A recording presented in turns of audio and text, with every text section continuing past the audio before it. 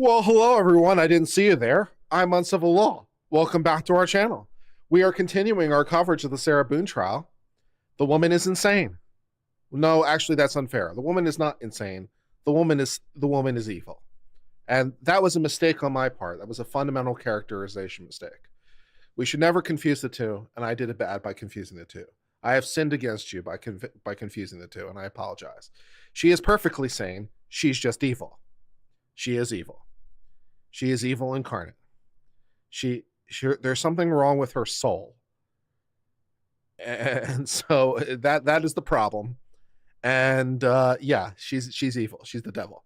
So we watched the video for the first time of him begging for his life and her saying all the things that we've heard her say before. Although it's been a while since I've seen the video, and I actually laughed because of how absurd it was. That's how ridiculous it was to me. It was so evil as to be comical. It was so evil as to be farcical. It was so evil as to be something written by a playwright in sort of some sort of Machiavellian hyperbole rather than a person. It's evil. It's evil. And she's the devil. So that's basically the conclusion. The defense has been doing pretty good with the nothing, I have to say. They've been poking holes in the defense or poking holes in the prosecution where they can, to the extent they can, trying to show like anything the prosecution didn't do or the police didn't do, and trying to sort of imply the police were sloppy or incomplete or otherwise didn't do things they could have done. And it's like, no, it doesn't really work. So, yeah, that's where we're going at. So, good times.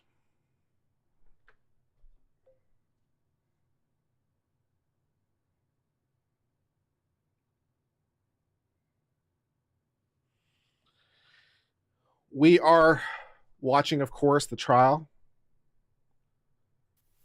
We've got the seal on screen, and we are streaming inside of OBS because that's better, and hopefully we won't have any audio issues. And we'll see. Thank you for joining me.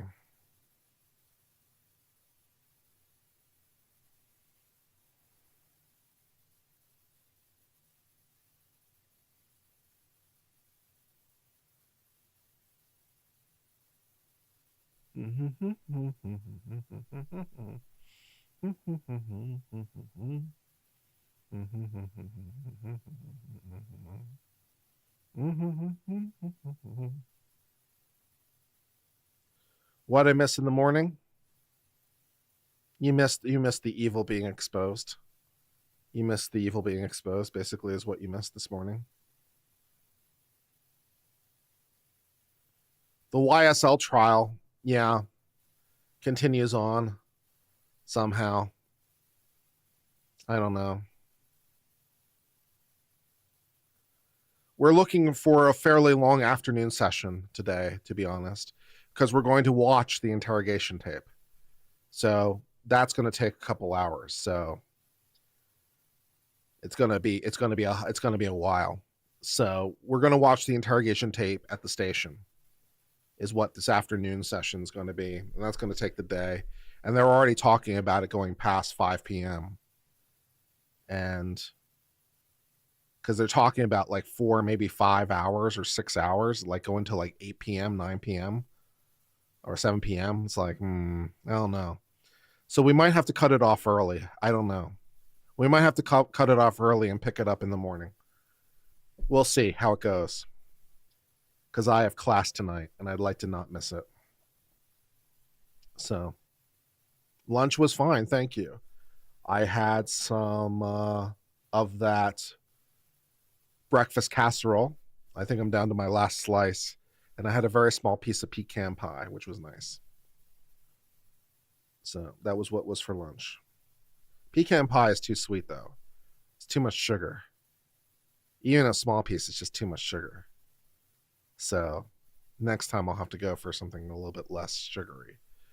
It's too much sugar.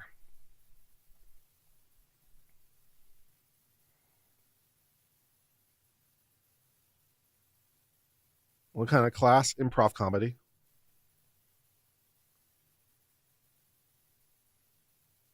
I take improv classes.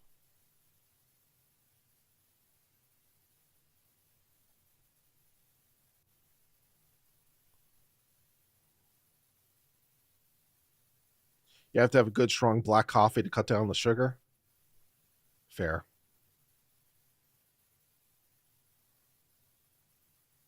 Meatball sub sounds nice.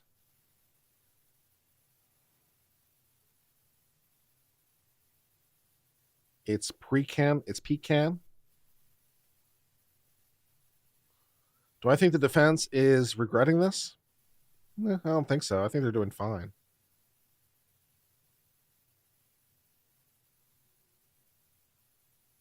It's pecan, not pecan. Either way. Yeah, bloated face is in fact back in court. I know.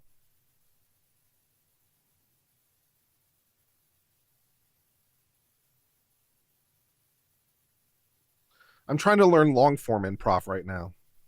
We haven't really got into long form styles. Really, we're kind of still learning the basics. But sometime around like level 4, I think in this, we learn long form styles. And I don't really know long form. So I'm really kind of looking forward to that. So it's a different kind of improv because the improv I've been doing is mostly short form. And the difference, by the way, if you want to know the easy difference between the two, short form improv is whose line is it anyway? Long form improv is Curb Your Enthusiasm. So those are the most two culturally relevant touchstones to explain the difference.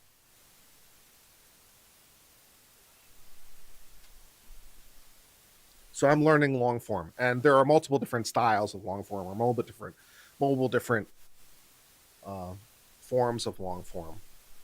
One is called the Herald, and then there's like other ones too that I don't really understand too well. We are back on the record. Case number 2020 CF 2603. State Anyway, of so I'm looking forward to learning some more. Let me get appearances for the state. Yes, sure, on behalf of the state. So I'm looking forward to learning. Defense. James Owens for Sarah Boone. Tony Henderson for Sarah Boone. Can we get a B? Can we get a B Mr. Beck fish? is not with us. Okay. Ms. Boone is still seated at counsel's table, wearing the same clothing that she had on this morning. She is in custody, however, out of any restraints. So we will be standing when our jury enters and exits. It's 2:04. State, are you ready to proceed? Yes.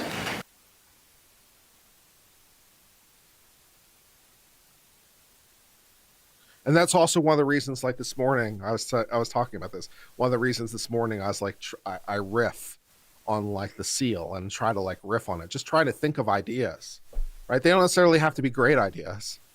They don't necessarily have to be good, but just trying to think of ideas, just trying to create ideas. It's like one of the reasons, I do that in the morning is just to kind of practice learning how to riff on things, learning how to like be observant and make commentary about things.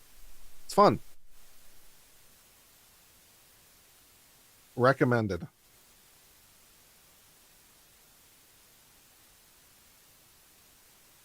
Improvise this. Most inappropriate thing to put in the suitcase. Yeah.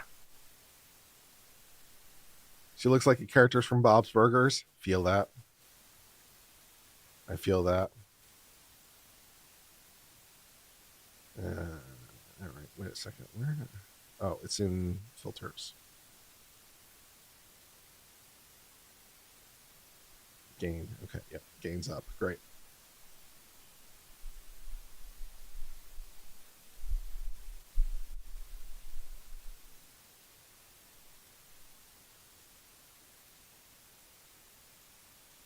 I'd also like to eventually take a class on stand-up if I could find like a good one.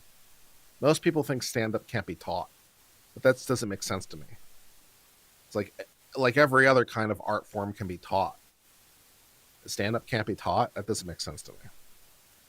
So I'd like to do some stand-up classes. I'm not necessarily sure I'd like to do stand-up, but I think taking some stand-up classes might be fun. It might be fun just to find out whether or not I like it or not. I did some sketch classes. I don't really like sketch very much. Sketch is Saturday Night Live, by the way, if you want the easiest, what sketch is. I don't really like sketch. It's not really my thing. And then I'd also like to do some like classical acting, like some Shakespeare or something. I think would be good. do some classical acting classes. Maybe do some community theater. Could be good.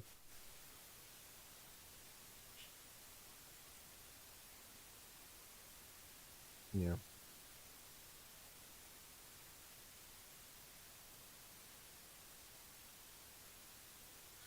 It also would make it. It would also help with the hecklers that I have occasionally on this channel. Learning some stand up would make it easier, or make me learn how to deal with hecklers in more effective ways. Perhaps. So.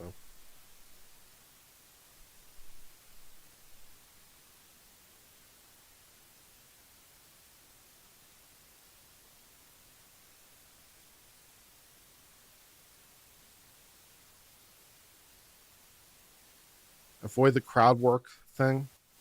The crowd work trap. Yeah, crowd work can be part of it, but obviously is not the whole thing. That's for sure.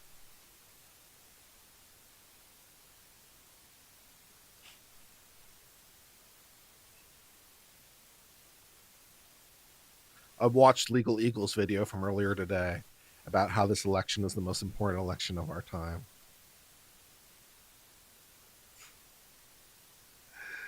That guy's such a tool.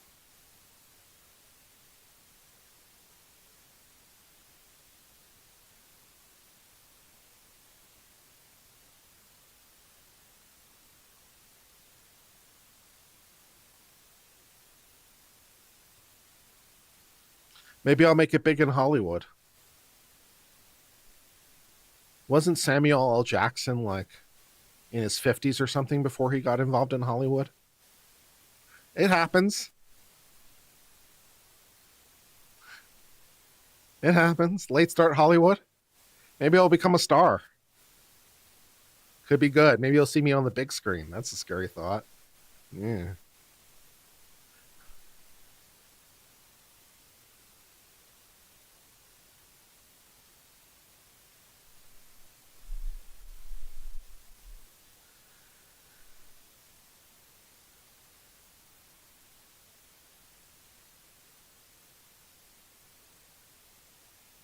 Alan Rickman was older. See, there you go.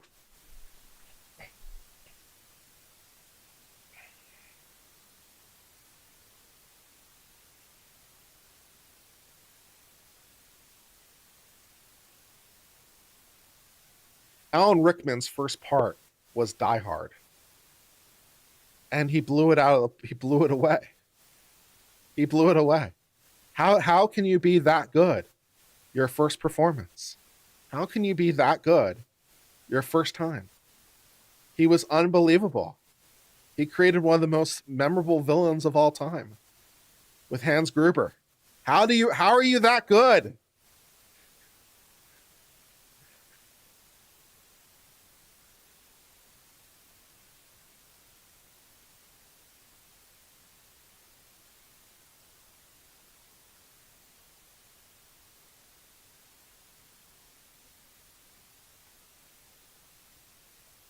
Yeah, so there's been some actresses and actors who started later in life, so there's still time. What part do you think Uncivil would be really good at? What movie part do you think I could really do well? Is there any particular performance that you think could be improved by the Uncivil touch in recent memory? Anything come to mind? 8 years of theater experience? That explains a lot.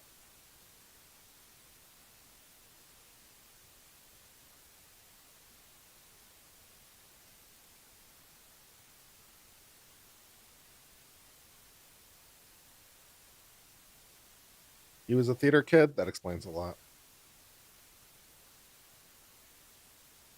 True Grit? True Grit was an interesting movie. I didn't really care for the ending, though. I didn't really like the ending of True Grit. But the Stay Puft Marshmallow Man? Aww. A police chief? Caddyshack remake? Okay. A military general?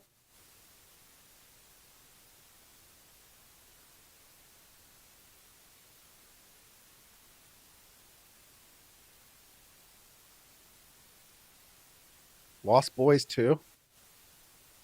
Eddie Munster. Sarah Boone looks like Eddie Munster.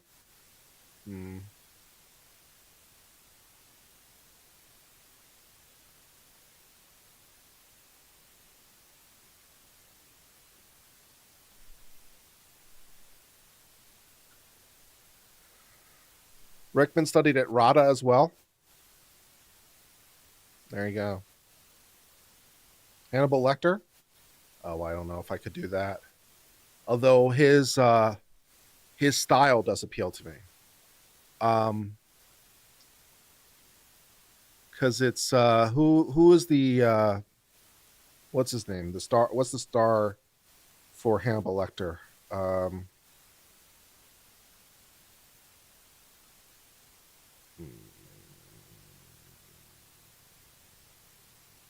Yeah. Anyways, I heard an interview with him where he said his method was basically he just read the lines like 50 times or something until he basically like, and then they just kind of dissolved away. Anthony Hopkins, that's right. Anthony Hopkins. He said the way that he prepares for his part is he'll read the lines like 50 times, 100 times, and then he'll just kind of let the lines sort of fade away and it dissolves into himself. And I kind of like that methodical nature of that.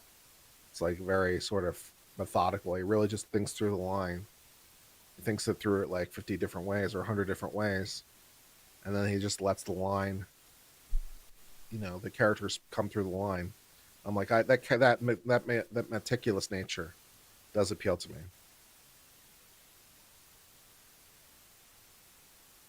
The bar owner from Dusk Till Dawn? No, absolutely not.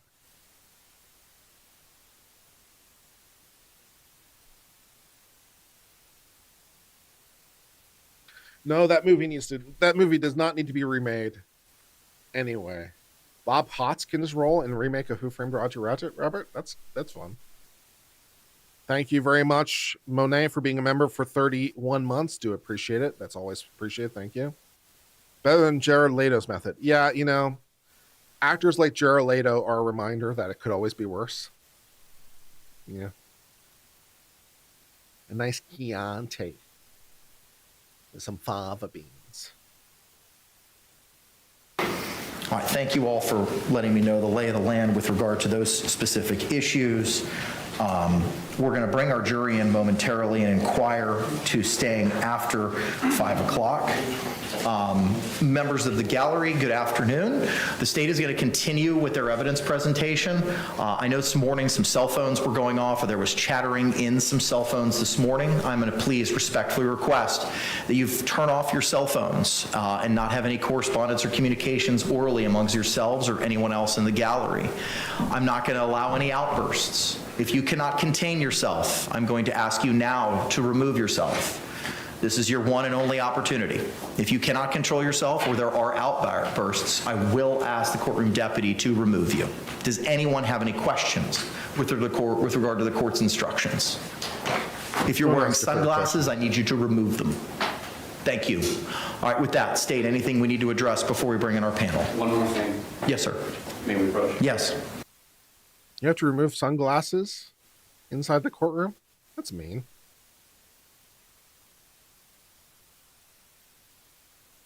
I'm Eeyore. Hey everyone, welcome to Uncivil Law. I'm so glad you tuned in. I'm glad to be part with you today. Oh well.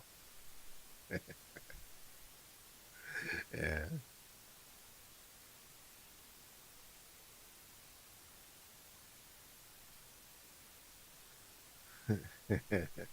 It's Jules. Yeah, it's Jules. Notorious! Maybe a fabulous Hopper from Stranger Things? I'm not familiar with that work, but I'll check it out sometime. Of course, I could always be Blackleaf. Hi, everyone! It's so glad to see you! Golly gee whiz, this trial's a lot, isn't it? Sarah Boone doesn't seem like that nice a person. She stuffed somebody into a suitcase and then wouldn't allow him to escape. That makes Blackleaf sad.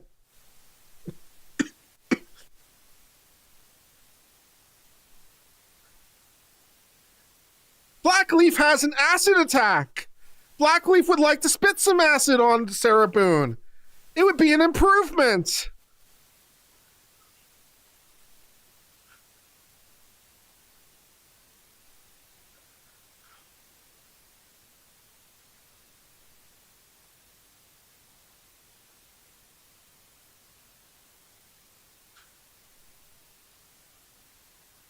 Who's Blackleaf?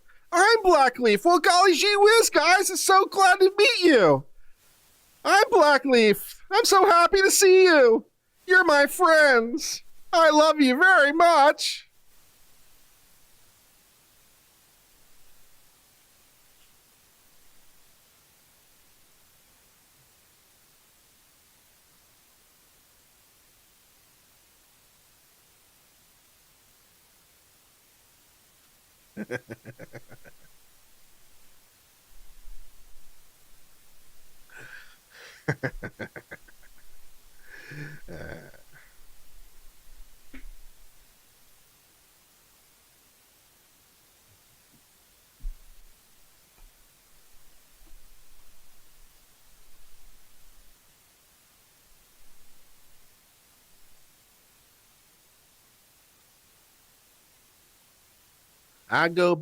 B-fish is more like this. I go buzz, buzz, buzz in the ocean. Buzz, buzz, buzz, swimming around. Buzz, buzz, buzz, my name is Callie the B-fish. Callie the B-fish. I enjoy swim. Hey, everyone. That's more Callie.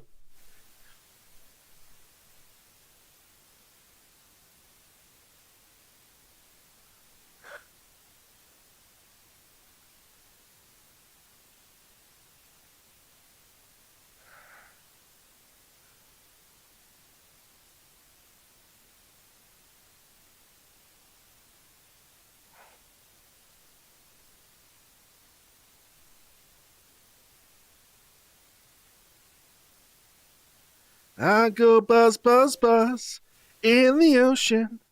Buzz, buzz, buzz, swimming around. Buzz, buzz, buzz, I'm Callie the B-fish. Callie the B-fish.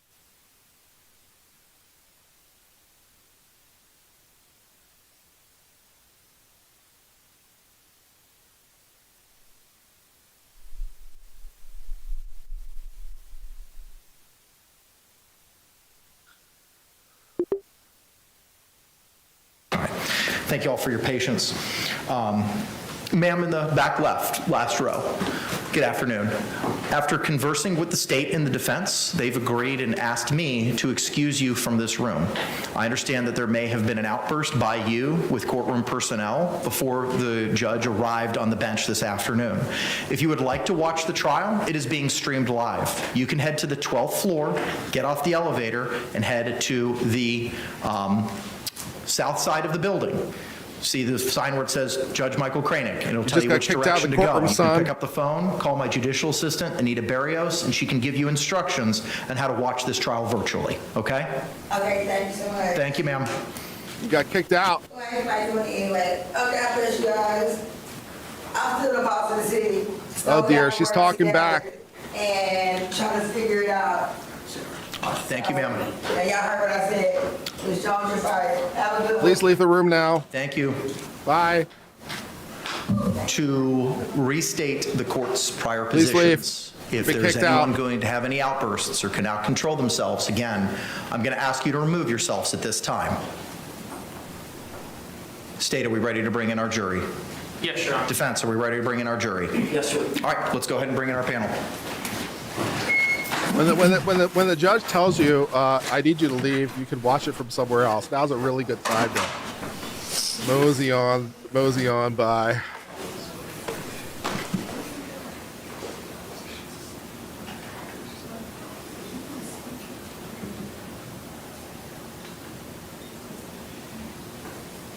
Yeah, he should have shouted out. He should have absolutely shouted out uncivil law. I feel disrespected. It's like you could have watched this online. And additionally, you could watch some fantastic commentary from uncivil law. He's great. Here's his website. That'd be good. I need a shout out from the court. That's what I need in my life.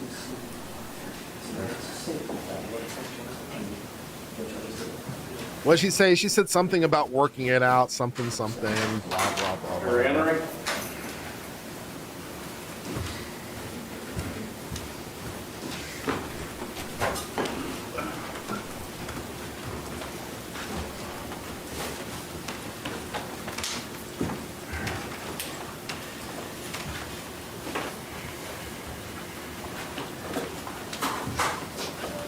Watch her try to come back into the courtroom. State, do you recognize our jury? Yes, Your Honor. Defense, do you recognize our jury? All right, thank you. You all can be seated. Members of the jury, good afternoon. I hope that you enjoyed your lunch break. Welcome back. We're going to pick up with the evidence and testimony presentation by the state this afternoon. We may have to work after 5 o'clock, possibly between 5:30 and 6. As I recall, with speaking with some of you, you have minor children and may need childcare to pick them up. Is there anyone here who has any concerns with regard to childcare staying till between 5:30 and 6? If you have those concerns, okay. Juror in first row, third seat from the right. Yes, ma'am. As long as we get a break between now and then and I can call someone, I should be fine. I would absolutely give you that opportunity right now to do that. Okay. Is there anyone else who has concerns about childcare? If you're able to have childcare, ma'am, is that going to affect your ability to listen to the evidence this afternoon? No, sir. Okay. Can the parties approach for a moment?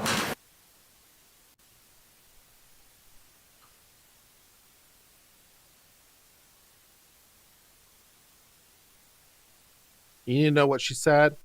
Doesn't matter. We can work this out. We can All right, make ma'am, it. just you, not everybody. If you could step out back to the deliberation room and make those phone calls, take your time, and once you come back in, we'll pick up from there, and just let me know if you're able to get coverage, okay? Thank you so much, ma'am.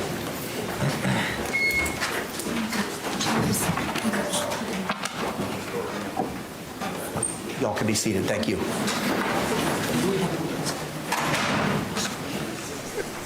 Well, now we have a jury of lesser, fewer people as we wait for this thing to start off.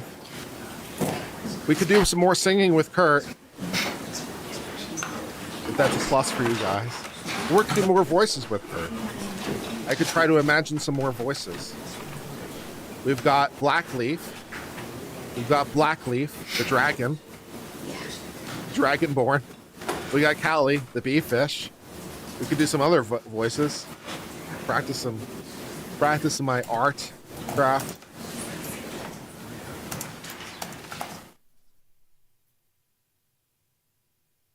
We could do some songs. We could do a little skit maybe.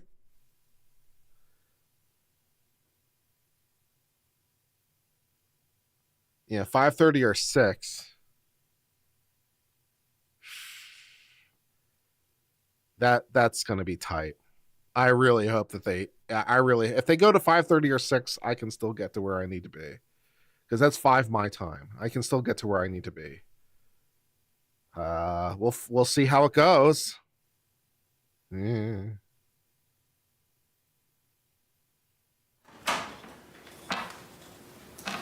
all set. All right, excellent. Thank you very much. If you can, members of our panel, show me by a show of hands you complied with the court's instructions prior to the lunch hour. All right, record reflect all hands. That have was been really how raised. fast it took to make that call? State you call your Wow. next witness. State call Chelsea Capsule. That was fast. That call didn't take any time at all. Damn.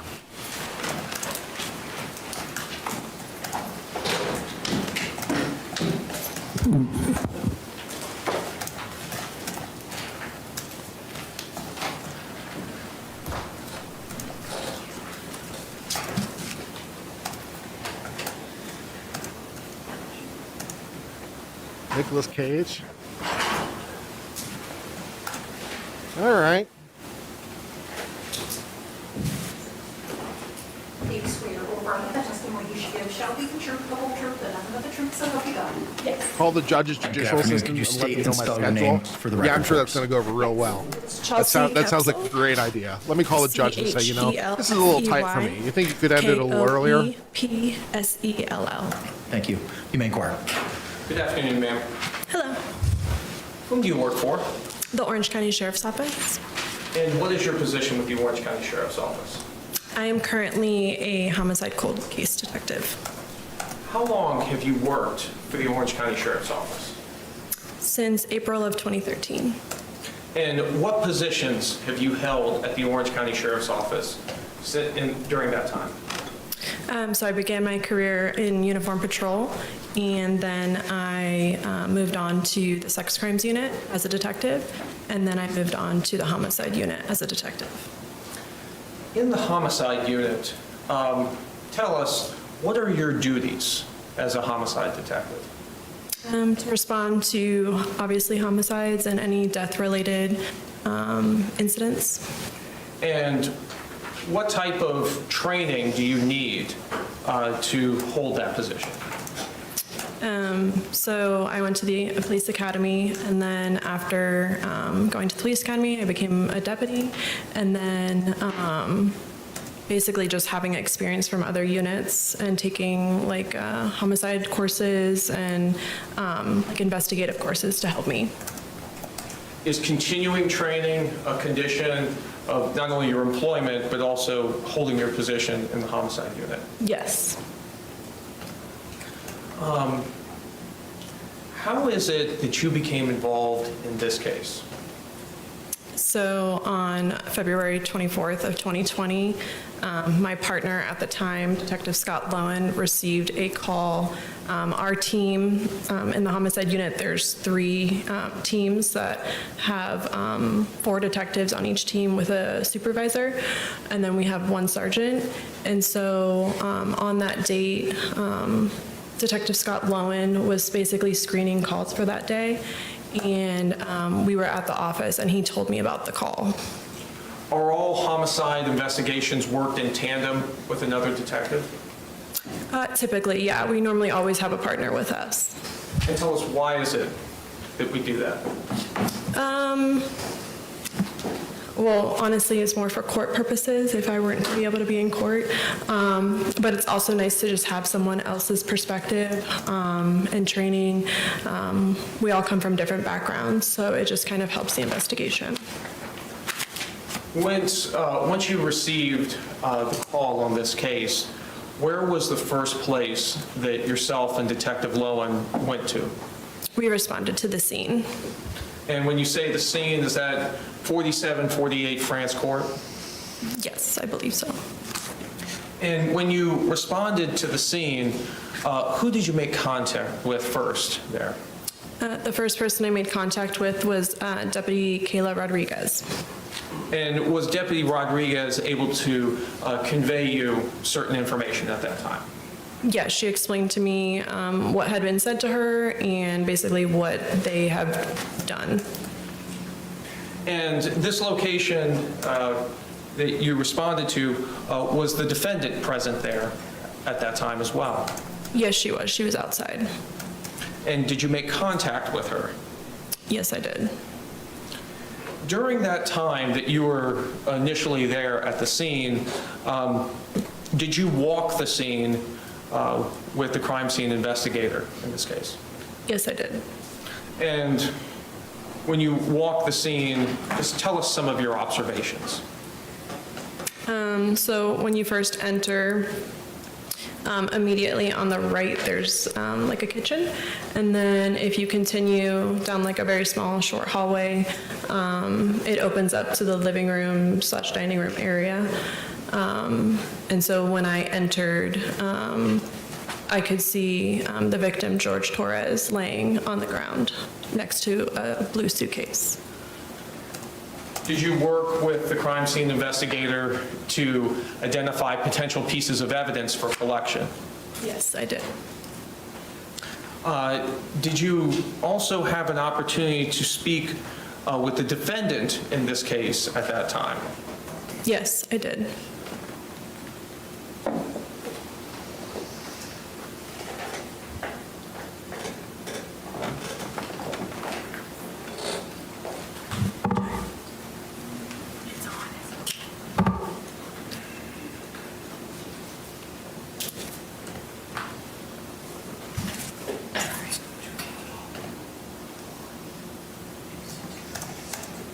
No, I'd be amazed if there's any crackling now, because we're inside OBS. So that yeah, which means it's a browser issue. It's something with the browser software. Your Honor, may I approach the witness, what's been marked for identification as states T and states U and been shown to defense? You may.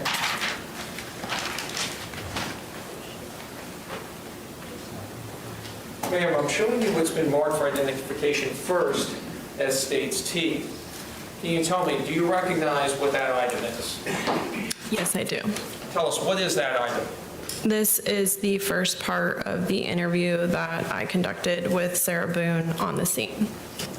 And did you have an opportunity to review that disc prior to coming to court today? Yes, I did. And does that disc fairly and accurately represent the conversation that took place between you and the defendant on February 24th, 2020? Yes, the first part. And is that your initials on the disc as well? Yes, sir.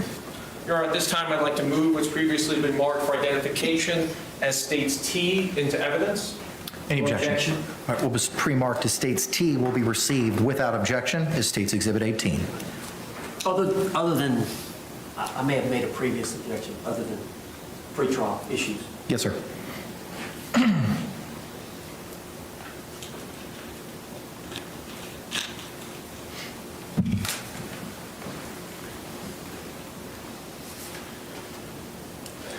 Ma'am, next I'm showing you what's been marked for identification as states U. Do you recognize what that is? Yes, I do. And tell us, what is that? This is the second part of the interview with Sarah Boone on the scene. On February 24th, 2020? Correct. And you had an opportunity to review that disc prior to coming to court today? Yes, I did. And does that disc fairly and accurately represent the second part of that interview that you conducted with Sarah Boone? Yes, sir. And is that your initials on the disc as well? Yes, sir. All right, at this time, I'd like to move what's previously been marked for identification as states U into evidence. Any objections? No objection. All right, what was pre-marked as states U will be received without objection as states 19. U comes after T. See that, guys? Your Honor, The previous exhibit was T, You may do so. and then this exhibit is U. U comes after T.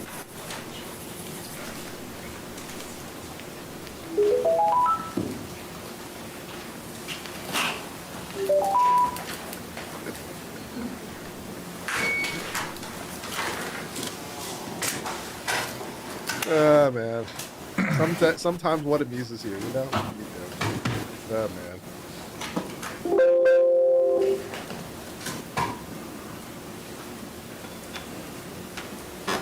Can we mark exhibits like other than with letters and numbers? Today's date is February 24th, 2020, and the time now is approximately 16:57 hours. This is in reference to Orange County case number 20-017904. I'm currently located in my unmarked vehicle out in front of 4748 Brant Lane, apartment number 3 in Winter Park, at the Tealwood Park Apartments. And also in the car with me is my partner. And in the front seat is, can you state your name, ma'am? Sarah Boone. Okay, and your birthday? 10/10/77. Okay. So, Sarah, I know you have talked to some deputies. I know we had a very brief conversation, just to reiterate what you told that deputy. But like I was explaining, I would like to get a more further understanding of what happened last night and ask you more detailed questions.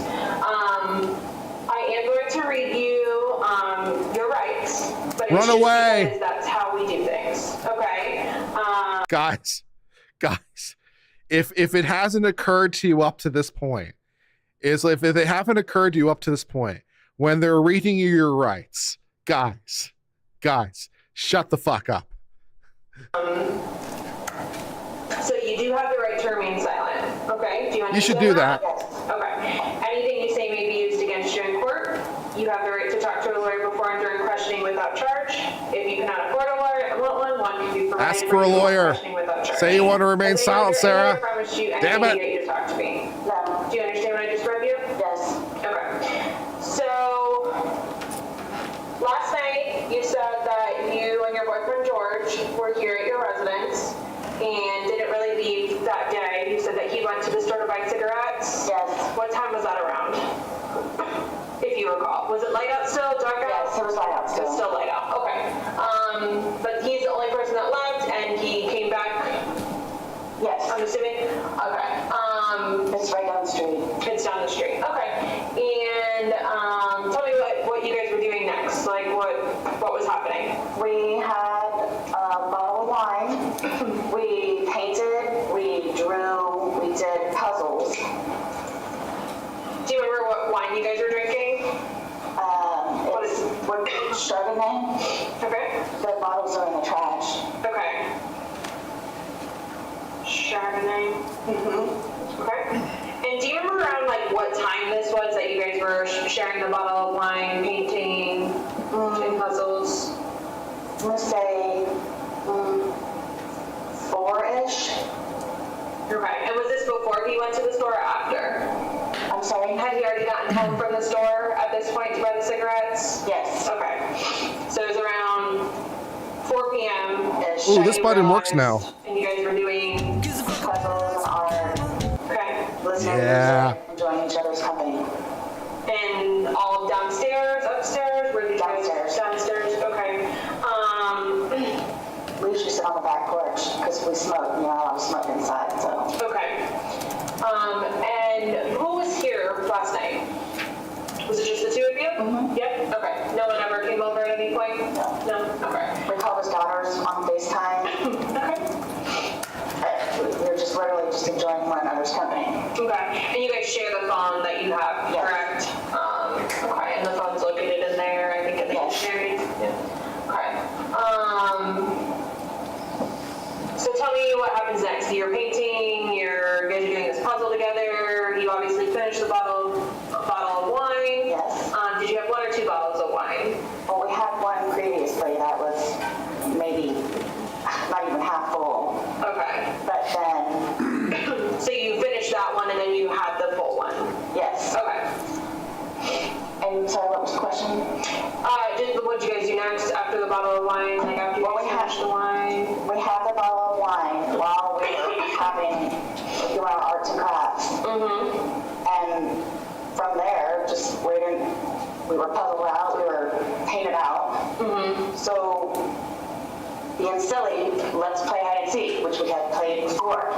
Like, I don't know if you've opened the door on the top of the stairwell, like, he and I have hidden in there before, like, just having fun and enjoying each other's company. Okay. So, I mean, that's literally all it was. And then the suitcase is downstairs because I was telling you we were going to do donations. And because it's not a very good suitcase,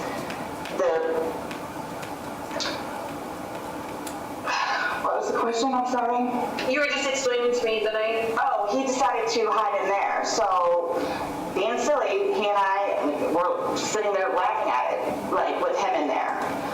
And then, so I didn't zip it up all the way, but I mean enough to where his little fingers were out there and whatever, but still having a good time and whatever. Then I guess I decided to go upstairs and I don't know, I fell asleep. So I woke up this morning and again thought he was downstairs on the laptop looking for a job, as he usually is. And then thought, where is he? Is he on the back porch? Is he in the bathroom? Like, where is he? Where could he be? Wherever could he be, And then I Sarah? came to about the suitcase. So I opened the suitcase. I took him out, stretched him out, started to do CPR. Where air was coming out, and then like whatever gurgle. So shaking him, trying to get him to come to, but I could tell by looking at him, something was wrong. He's been losing his teeth lately and has been complaining about his chest hurts, which is why I keep trying to get him to go to the doctor, but because he nor I have a job or insurance, has been putting it off. So again, so I didn't know what to do, so I called Brian, my ex-husband. I called him, he came over, just walked in and then walked out. I grabbed my phone and I called you guys. From there, here we are. Okay. The first time you woke up this morning, did you look at your phone to see what time it was? No. Most of the time, like, I'll wake up, but because he nor I have a job, I'll usually just lay in the bed for a little bit longer because the house is clean. There's nothing else that we can do.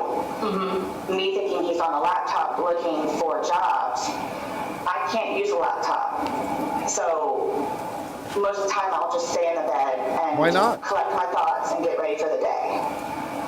Why can't you use a Do you have laptop? any idea what time you woke up that first time? What time it may have been? I don't know if you guys have. I'm gonna say 11 something. 11 something. Okay. Maybe. Is that when you finally got up, or is that the first time you woke up? No, that's the time that I decided to get up because I figured he was downstairs on the laptop. So let him look for jobs on the laptop, and then it usually I'll clean, he'll look for jobs, or vice versa, where I'll look for jobs and he'll clean. Okay. So you think you got out of bed after 11 at some point? Yes. Okay. But we can't recall which time. Do you think you were up for like hours before that, or collecting your thoughts? Brian, because I was supposed to have my son today to pick him up from school. Brian usually calls to make sure, hey, are you sure you're getting Lucas today? Because I've had job interviews. Right. Are you going to pick up Lucas? So after he called like maybe 3, 4 times, maybe 5, I finally answered, and that's like... Do you think you were sleeping and missed those calls? No, I ignored them. You ignored them? Because he's notorious for blowing up my phone. Okay. But I understand why, because he's making sure that Lucas gets home. Right, yeah, okay. And to do whatever he needs to do day-wise so he can schedule around it. Were you upstairs in your room at that time when you were ignoring those phone calls? Yes. Yeah, okay. Okay, so we're not really sure what time you woke up initially, but you were upstairs collecting your thoughts. You figured he was on the laptop downstairs, so you were just getting ready for your day. Yes. You finally got out of bed at sometime after 11 a.m. and had gone downstairs. Yes. Okay. Looking for him. And Couldn't find him. You looked outside, couldn't find him anywhere. He wasn't in the bathroom. I was thinking maybe he's in the bathroom. But then I came to. And then you called Brian. Yes. He came over. Yes, he came over. It's down the road, right? Not very far. He came over, walked in, basically walked out. You called 911. Yes, I had my phone in my hand. I just wanted to wait for him to get there because I didn't know what to do. Right. Okay. And then we arrived. Like, I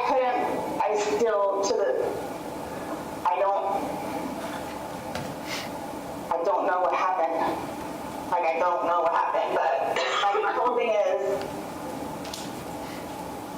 the whole, like, teeth losing thing, and I don't know what happened. Like, I don't know what happened. I don't know what happened. He and I were having an amazing time yesterday, like we normally do. No arguments? No. Nothing? Okay.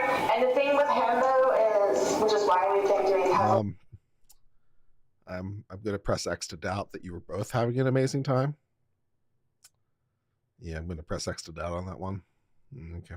And artwork lately is that he's been stressing about a job, of course, which we've talked about. So what I did was start having him do puzzles and artwork to keep his mind off of it. Okay. His ex-wife is all over him about sending money, which he can't do because he doesn't have a job. Right. So he was stressing about that. He's been stressing about the job. But that's why I started to buy puzzles and paint. to get his mind off of them, which is what I don't know if you noticed on the wall in there, it's all of our artwork and stuff. Okay. So I don't know, I mean, music, art, and playing with the dogs, dancing around the room with the dogs. And then decided to play hide and seek. Because we're always trying to outdo each other on where we can hide the best. How often do you guys play hide and seek? Gosh, that was maybe what, the third I've been waiting for that joke for a while. Thank you. time, maybe. Okay. Is it a more recent game you've gotten into, or 3 times in total in your relationship you're talking about? Lately. Because again, like, we were puzzled out. We painted already, so why not? So you were downstairs hanging out. Do you remember around what time you guys started playing hide and seek?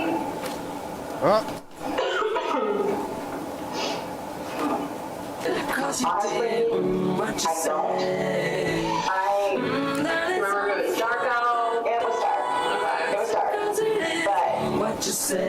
But my thing is like when I spend time with him and I try to get him to start doing it, I don't look at the clock. Okay. I'm here with him and we're having a good time. I don't need to know what time it is. Right. I didn't know if you were like on your phone, if you got a text message, if you got a phone call last night. We called his daughters yesterday, FaceTime. Right. What time was that at? I don't know without looking at my phone. Okay.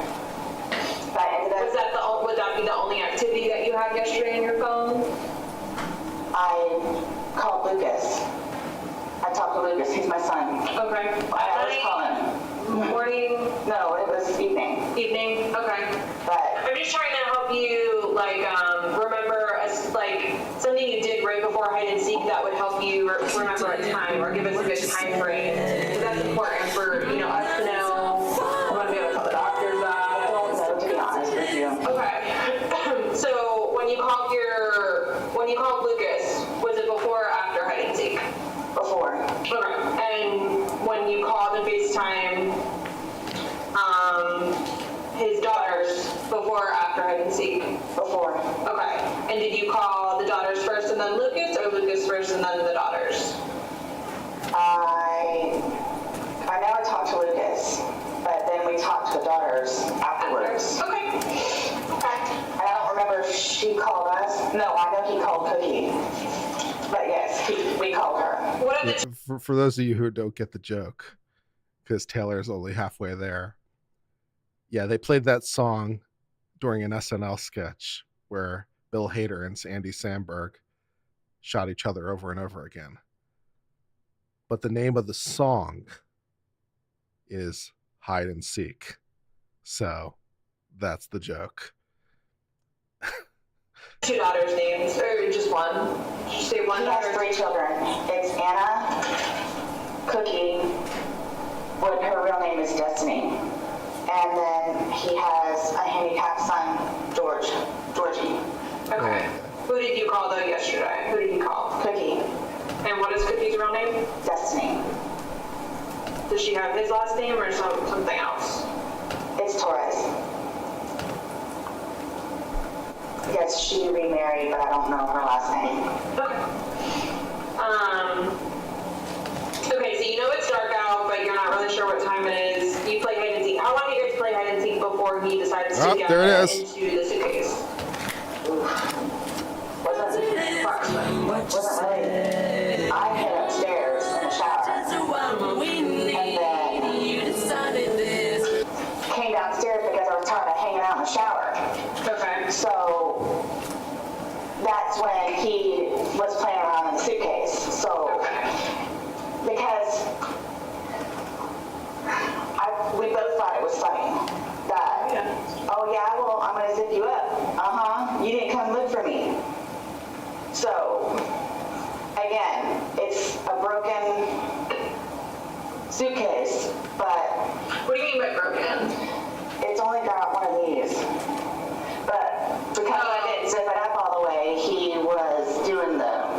You mean it doesn't have, like, the pull part? Correct. Okay, but it... No, I think it's got a, what do you call it? A paper clip. Okay. So the zipper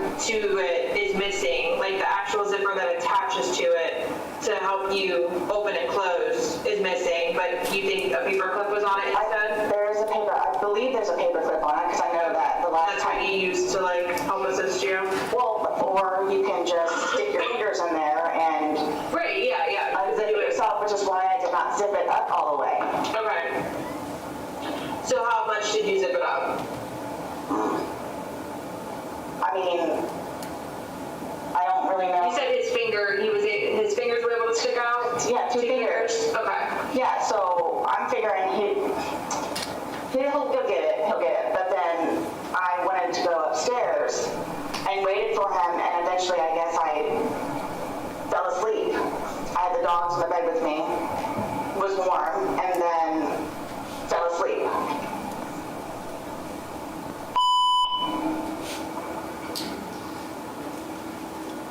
So you guys are joking, he's in there, you said you could see two of his fingers? Yes. And then, like, you just decided, okay, I'm gonna go upstairs now, or? Because I figured he would get out and then go upstairs and have intimate relations like we normally do. Mm-hmm. But I fell asleep.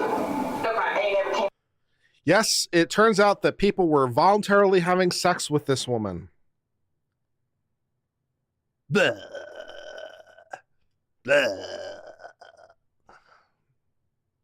Upstairs. So again, I'm thinking he's downstairs on the laptop earlier today. And then $10 from Monet, who says, two jobless adults with children behave this way. Painting, puzzles, hide and seek, modern adults. Like, these people are pathetic. Sounds like Tyler Daycare. Prison time just for this. I feel ya. Thank you for the $10 super chat. remember. Okay. So is this something that do you guys play hide and seek before you have sexual intercourse, or do you guys just play hide and seek because you're bored and you're just trying to pass time? We were, again, puzzled out. Can't paint anymore. New donation from Pete, 1976. The wall now, so. Thank you.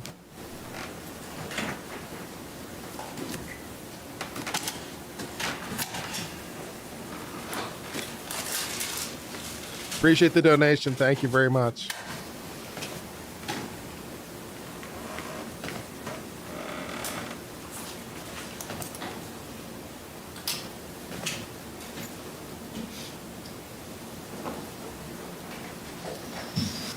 Permission to publish 19? You may.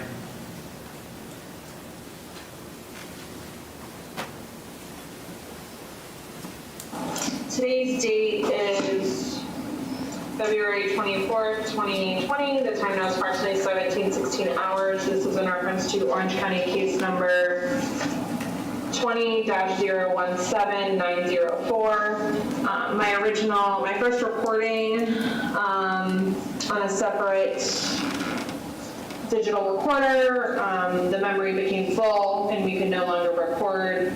But I am in my unmarked agency vehicle with, can you state your name, ma'am? Sarah Boone. And my partner, Detective Scott Lowen. We are outside in my unmarked agency vehicle outside of 4748 France Lane, number 3 in Winter Park, collecting a statement from Sarah.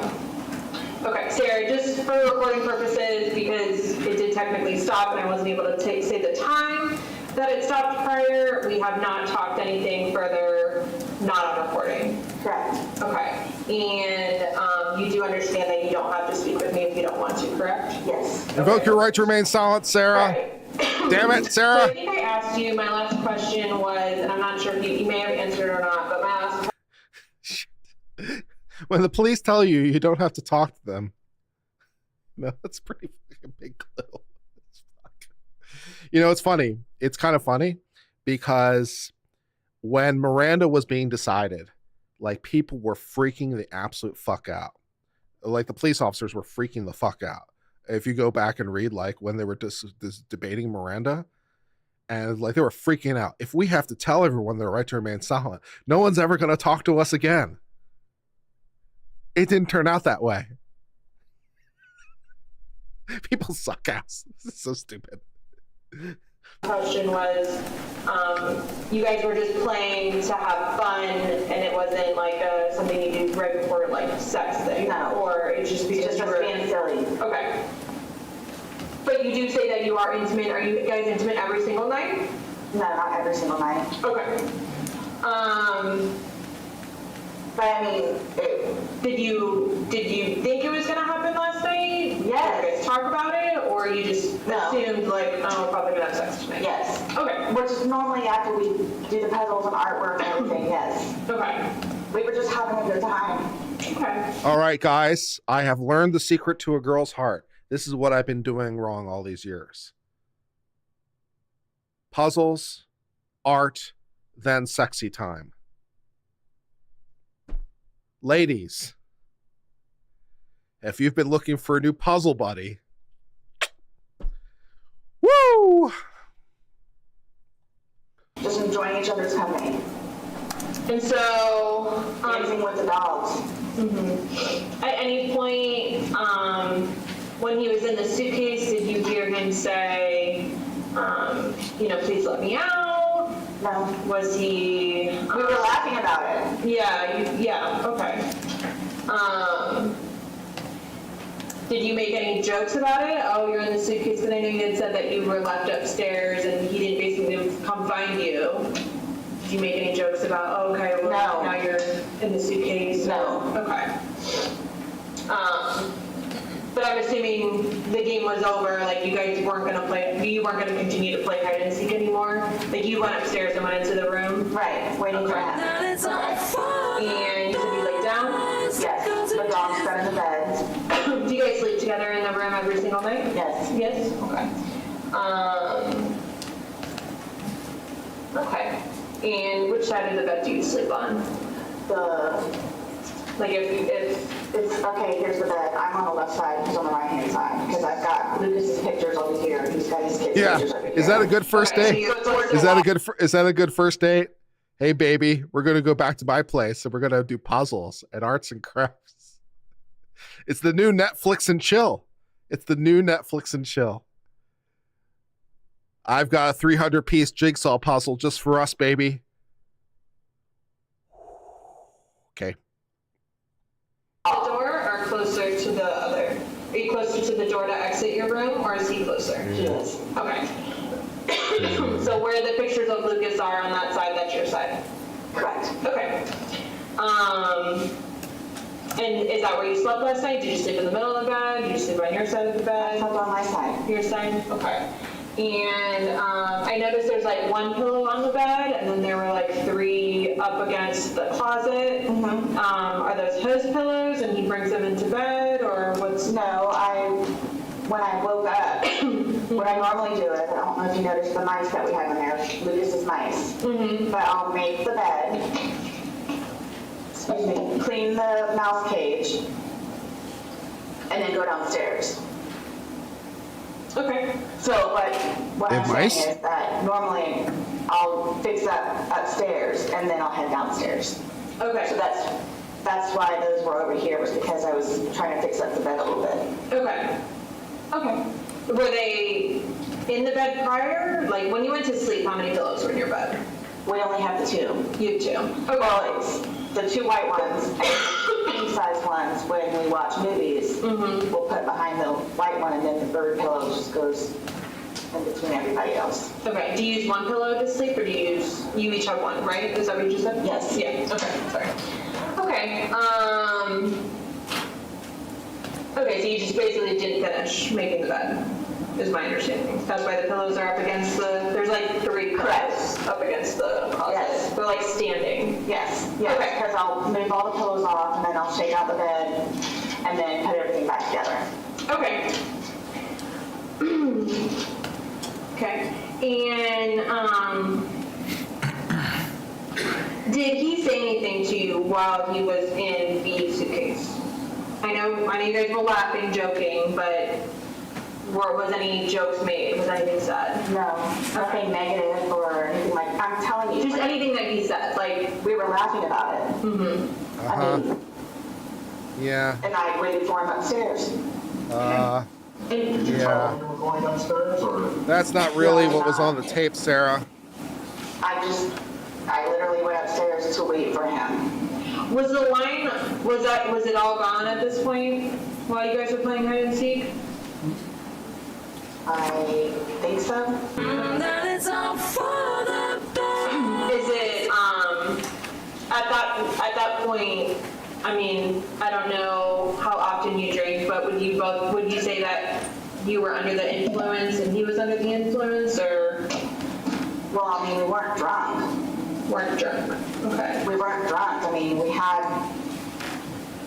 a handful of glasses throughout the evening. Mm-hmm. So, I mean, we weren't like inebriated where you couldn't drive. You could still, I mean, we were compos mentis. That's what I'll say. Both of us were compos mentis. Ooh, compos mentis. Okay. Fancy. I mean, we had our wits about ourselves. Okay. That's why he and I were playing. Here's the thing, though. This isn't a trick question. You're at your home. You're consenting adults. If you're drinking, say you were drunk, there's no law against it. Right. Nobody's judging you. You're at home. Neither one of us were drunk. Okay. We were just I'm just at the trying giddy to stage. Okay. That's what it was. Listening to music again, dancing with the dogs. Okay. Dancing with the dogs. Will show us of the autopsy as well too. So, you know, we have that as well. Okay, so there was no ill will between the two of us last night. yeah. None. I don't know about that either. When's the last time you guys have gotten into an argument? Maybe last week. Okay. Guys, this is why you don't talk to the police. Okay? This is why you don't talk to the police. Okay? There's so many reasons why, but when you tell the police a story, any story, you are now locked into that story. And any other story you tell is going to kill your credibility. Right? Any other story you tell is going to kill your credibility because you have nowhere else to go. So don't talk to the police. Because it's like, oh, we weren't fighting. Oh, really? There was no animus. Oh, really? You know, we weren't that drunk. Oh, really? It's like, this is why. Because when facts don't line up with your story, you know? Yeah. And if you're thinking to yourself, I'll just tell the truth. First of all, no, you won't. Do you know how fucking hard that is? People lie and they do it reflexively and they don't even know they're doing it. Do you know how hard it is to tell the exact same story twice? Do you know how hard that is? So first of all, no, you won't. Second of all, no one is that innocent. So just don't talk to the police. Over just normal relationship stuff, or? It's a little bit of everything because he had to stressing about jobs. Right. It's been extremely depressing for him where he worked up here at it used to be an Ace Hardware, but Ace dropped them as a franchise because of how bad the store is going down. And don't record your crimes, also a good tip. And everybody he worked with. Yeah, that also is a good tip. But it's between stuff like that, and then of course we've got the bills that we have to pay, and I've been having to ask Brian, my former husband, for money to pay for electricity and hot water for Lucas and groceries. Okay. So I think that, of course, because he can't support me, has been bothering him, which is why I bought a new puzzle for the two of us to do. Right. And that's what we were working on in the painting. Okay. I mean, everyone needs a hobby, I guess. Do you guys normally argue often, not often, weekly, every other? It all depends on like if he had a good day or a bad day kind of thing, where he would just be happy to come home and see me because he knows that it's going to get better. And then most of the time he would go for a drink and we would sit on the back porch. He would tell me about his day. Mm-hmm. And we would have a glass of wine and then kind of start our evening-ish kind of thing and smoke. But then we would go inside because we're tired of being outside. And then that's when we started to do the art and puzzles. And then listening to music and playing with the dogs. And it's a thing, tag, you're it kind of thing. Gotcha. Is there anything he drinks specifically, like his go-to drink, or? It's honestly whatever it is we can afford. Okay. Which is why we used to drink, like liquor, but Right. like months ago. Right. Which is why we have the wine. Wine. Okay. I mean, you're getting plenty wasted on just wine. You guys seem to be doing just fine on the reaching alcohol levels on just wine. You can in fact become intoxicated on just wine. I know. Apparently this is a revelation. I mean, wine is typically around 13% alcohol. Depends on the wine. So, if you're drinking 3 liters of it, yeah, I'll do it. Yeah.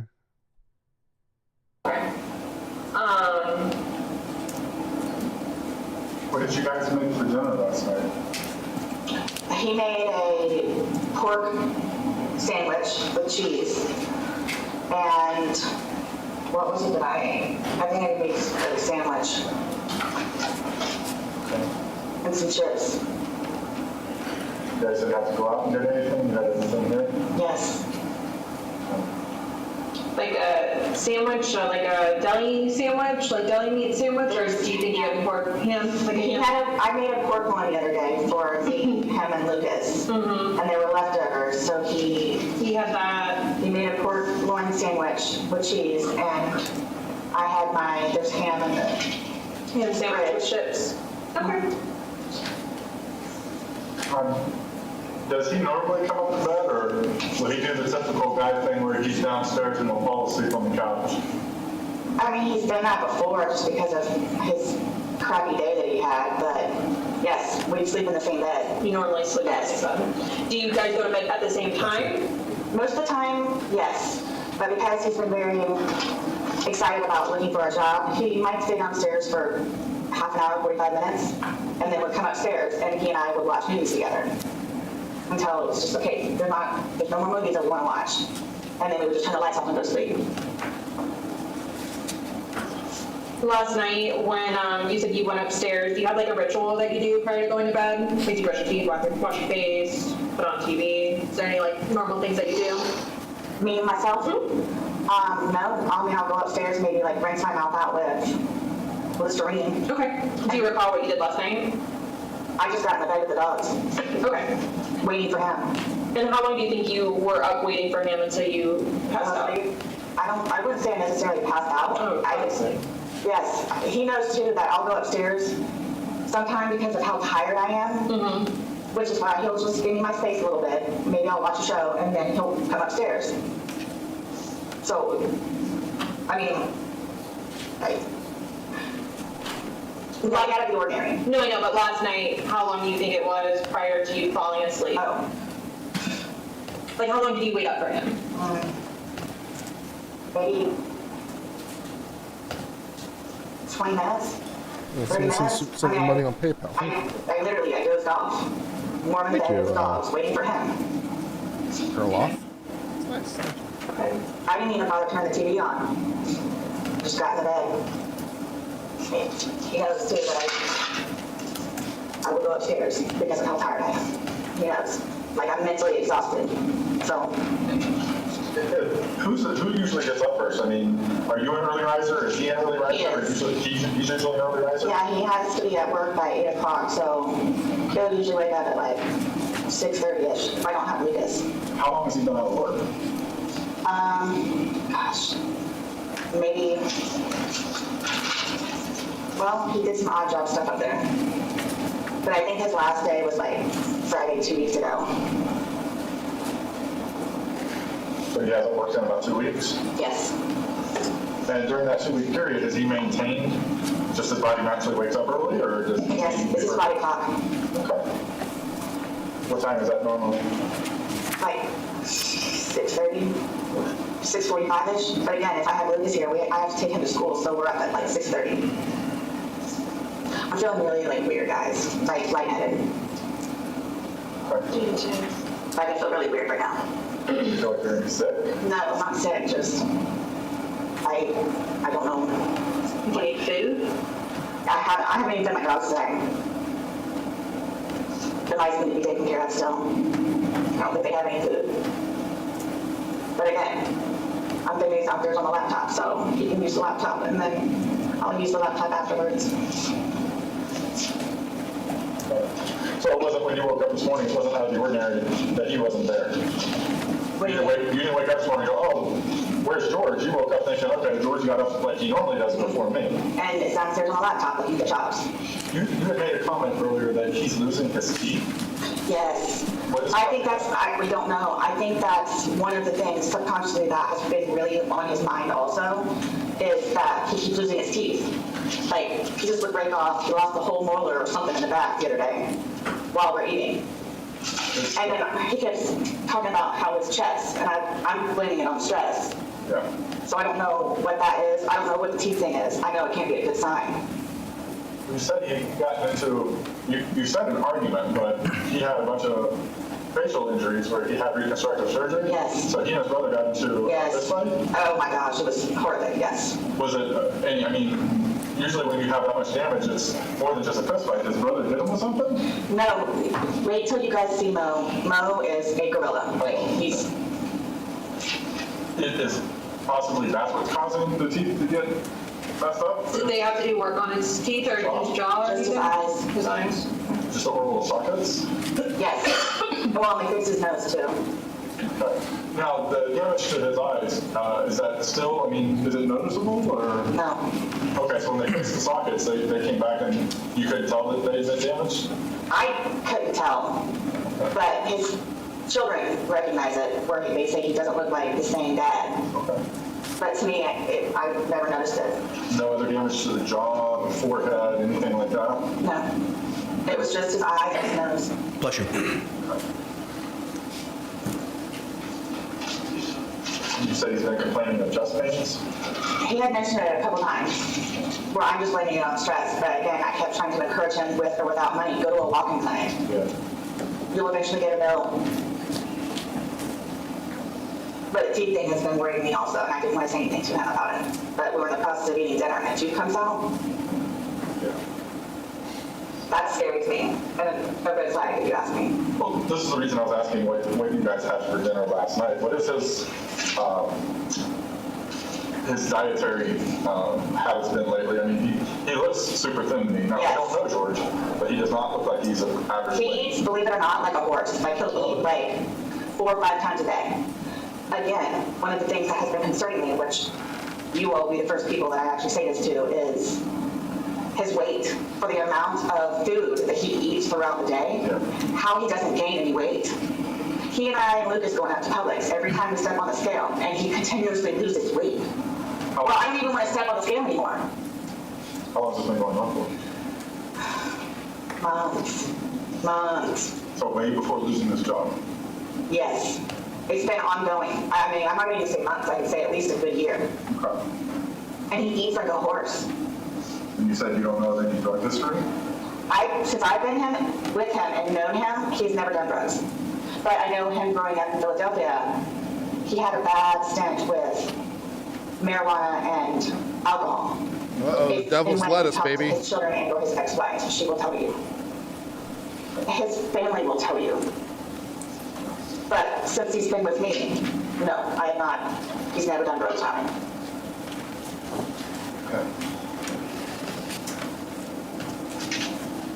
Your phone, is it password protected or touch screen? It's password protected. Does George know the password as well? He doesn't know the code, but he does the face thing. His face will recognize on it? Okay. And the only reason why I have that is because I had lost 2 phones previously where I can't, before I had the passcode was somebody else being able to get into my phone because I lost it twice. So that's the only reason why I have it. Oh, like that's the reason you put a password on it, Yes. just in case you lost your phone? Yes.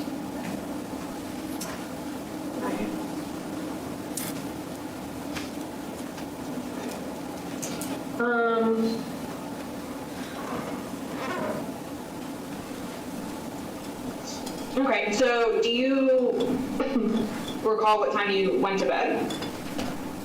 I know that it was after midnight. Okay. How do you know that? Like, what makes you remember that? Because I walked up the stairwell and we have a clock that's on top. Like, you see it as you're walking up the stairwell? Yes. You have to turn the corner and it's right here. Okay. And you don't remember when you went into the shower around what time it was, looking at that same clock? I didn't shower. I mean, I showered earlier in the day. No, when you said you hid in the shower when you were playing hide and seek? Yes. Did you happen to look at that clock then and see what time it was? No, I just happened to look up on my way. Going to bed? Or going into the room? Yes. Okay, so it was after midnight. Do you think it was before 1 a.m. then? Was it between midnight and 1, or? To be honest with you, I don't know. I mean, if I had to say, it was like 12:30-ish. Okay.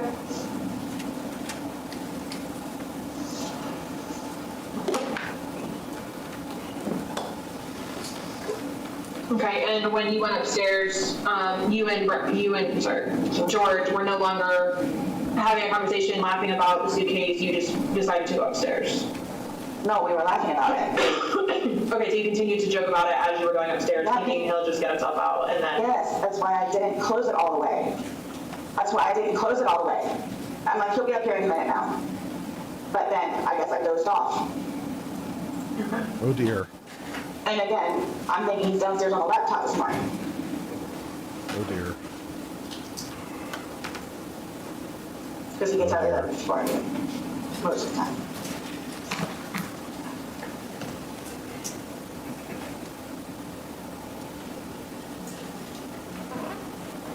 When you put him in or when he got into the suitcase, yes. Correct? So the suitcase now, if we're looking at it, what side was his head on when he got into the suitcase and you zipped him? Was his head like on the, if we're looking at it? If it's like this, his head was here. The hole was here.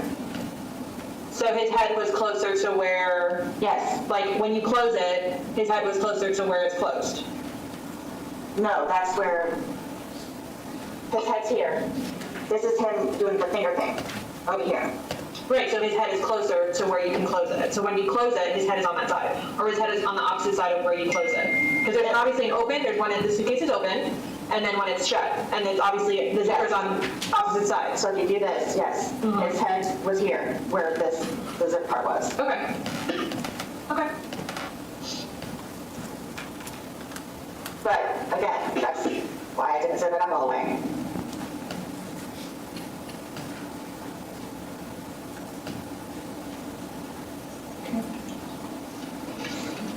Is there anything else that you think is important for us to know that we haven't asked you? I don't know what happened. Like, I don't know what happened. I don't know what happened. I don't know, again, if he had like a heart attack or an aneurysm or what. Like, I don't know what happened. Do you keep your phone on you? Like, is it always in your possession? No. Because it's a community phone between me and him, like if he needs it, most of the time it's on the kitchen counter. Okay. Where it's like, he knows that's where my phone is. Or, hey, after you're done talking to Lucas, do you mind if I call my daughters? So it's our phone. No, I get it. I just, But no, I don't walk around with my phone on me all the time. Okay. Did you bring it upstairs with you when you were going to bed? No. No. Okay. So it stays downstairs. No. Or is downstairs with him? Yes, he's downstairs with him. Because that's how I heard my phone ringing, and I knew it was Brian because he called over and over and over and over again, which is what he does. So you assumed it was him, but you didn't know Brian was calling you, but you assumed it was Brian? Yes, because he calls back to back to back to back to back to back. Until I eventually finally answer. Okay. Okay, so your phone was downstairs. Yes.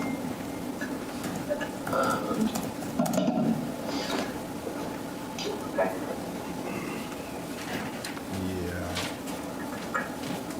Alrighty. Is this how the state's going to end the case? If this is how they're planning on ending their case, if they're really planning on wrapping this thing up like today or tomorrow, if they're really planning on doing that, and basically the last testimony they offer is Sarah Boone, if that's their plan, is to end the case with Sarah Boone's basically confession, and that's their last evidence, that's like, I love it. I think it might be brilliant. I think it might be slightly premature still to end the case, but if that's where they're going, if this is how they're planning on finishing it, and they're planning on mic dropping it after this, what a way to end the presentation of evidence. What a way to end it. Our last witness is Sarah Boone herself. Fuck yeah. Can you raise your right hand for me? Do you promise and swear everything we've talked about has been true and accurate to the best of your knowledge? Yes. Okay. But may I ask you though, because I was telling you guys about it earlier, like I don't know if I'm afraid for my life at this point. I know. Are you? But I'm afraid. I don't know anything about your guys' history. Like I don't know, other than the family not liking you, like. And they get upset because of the drinking and just the things that we have gone through. And I know that they don't want him to be with me, but he and I. Are they gonna tell me that he's an alcoholic? Probably. Okay. Are they gonna tell me that you're an alcoholic? They'll say that, but they don't know. They assume. Okay. Why do they say that he's an alcoholic? Because of his track record in Philadelphia and all of the things that he has done. Cars that he's wrecked, ex-wives' cars. He's been divorced twice. And he has. Yes, they'll say that. Okay. They'll say that, but they don't know. They just don't. Okay. Well, people have their opinions. Okay, you can't not. There's nothing you can do about someone having an opinion and saying something like that. As far as what's going on here, I told you, prior, we don't know what happened. So I understand you feel like they're gonna not accept, what happened, and they're gonna think that it changed. And then it's just even more rich. It's even more rich. And if this is the state with them playing some serious chess, then it's even more brilliant. It's even more brilliant because they know Sarah Boone has to take the stand first in the defense's case because basically they've gotten that ruling effectively. Unless she has any other fact witnesses, and none are apparent because how else could there be? So she has to take the witness stand first. So basically, not only are they ending the case with Sarah Boone, but then like the next witness that comes on the stand is Sarah Boone. And basically the juxtapositional is just like chef's kiss. So if they are doing this specifically because they know that Sarah Boone has to be the first witness, and so they're ending their case with the confession of Sarah Boone as the juxtaposition of she's going to take the stand and try to make it all go away. The state is brilliant. The state is brilliant. It's the greatest chess move of our time. 10 out of 10 chess move. 10 out of 10. It's brilliant. Not only are they ending the case with her confession, but then she's going to have to get up immediately and try to contradict the whole thing. And it's going to make her look like such a liar. Holy shit. The state might be brilliant. The state might be brilliant. Holy shit. Fault, but at this time, we cannot conclude and say anything differently. I know we've talked about you possibly going somewhere else for tonight. You have to do what you have to do to keep yourself safe, but at this point in time, no one has made a threat to you. No one has done anything. I just haven't said anything to them yet. Right, but we will obviously talk to them, and of course, we're going to instruct them that this is an ongoing investigation. Well, your son's with Brian and is going to stay with Brian. So we're going to cross that bridge when we get to it. I know you're fearful of it now, but nothing has happened to where you're in fear based off past history and what they think of you and how they Oh, Sarah. Oh, Sarah, you are so fucked. Proof, or is it all verbal? Oh. Like what And I wouldn't have thought of it. I wouldn't have thought of it if I were trying to represent her. I wouldn't have thought of it. Then again, I don't really have criminal defense experience, which is why I didn't take the case in the first place. But I wouldn't have thought of it. The state would have absolutely outplayed me on this. They would have outplayed me, and they may have outplayed her own defense attorneys on this. Even though her defense attorneys have like 20 years of experience, they may have outplayed them too. Because it is so fucking good. whoever came up with this plan is brilliant, because it wouldn't have occurred to me. And right about now, if I was sitting at Sarah's table, I'd be like, oh, we are totally fucked. Because the revelation is coming to me about what's happening now. And I'm like, oh shit, we are so screwed. Holy shit. No, it's verbal. Okay. It's verbal. So it's he said versus she said, or she said versus she said? Yeah, they've been really nasty to me. Really nasty to me. It's gonna be a shock. It's gonna be, everyone handles things differently. We're not gonna leave there with them hooting and hollering. She's going to collapse up, and then they're gonna all come over here. Okay, well, who's gonna collapse? I don't even know. His mom. His mom? What's his mom's name? Blanca. Is that her government name, or is that just what you call her? No, I think that's her government name. And you said she lives around here? They live down the street. When's the last time you said he doesn't even really talk to his family because he chose you over them, so when's the last time you've seen them or talked to them? I believe he did something with his brothers a couple of weeks ago, but I don't go over there. Okay. Like, So if he goes over there, you do not go? no. But he did something with his brothers I'm guessing so. I know that they come up to his job all the time. when he was working there? Yes. Okay. So they don't come, I mean, they have come over here and have just been completely disrespectful. They tried to suppress them both. And again, They tried to suppress you both of have them. to tell them, don't come over here if you're gonna act like that and treat Sarah like It that. didn't work, obviously. Do you know their address? I have it inside. I know it's Valhalla Boulevard, but if you go down, what is this up here? Goldenrod? There's a Twisty Treat ice cream place on the right-hand side, and you turn down that road, and then you make a left, and then you'll see Baja, and you make a right, Yeah. and their house is white, and it's fenced in, and it's got a whole bunch of garden flowers. Okay. I'm gonna end my recording. Is that okay? Yes. Okay. One quick question, just out of curiosity. I'm noticing your front door, it has a bunch of dents in it. What is that from? When we moved in, they were already there. I don't see any other doors with dents like that. But whoever it was that lived here previously, I know it was a girl, but that was here when we moved in. This ends the recording 17:46.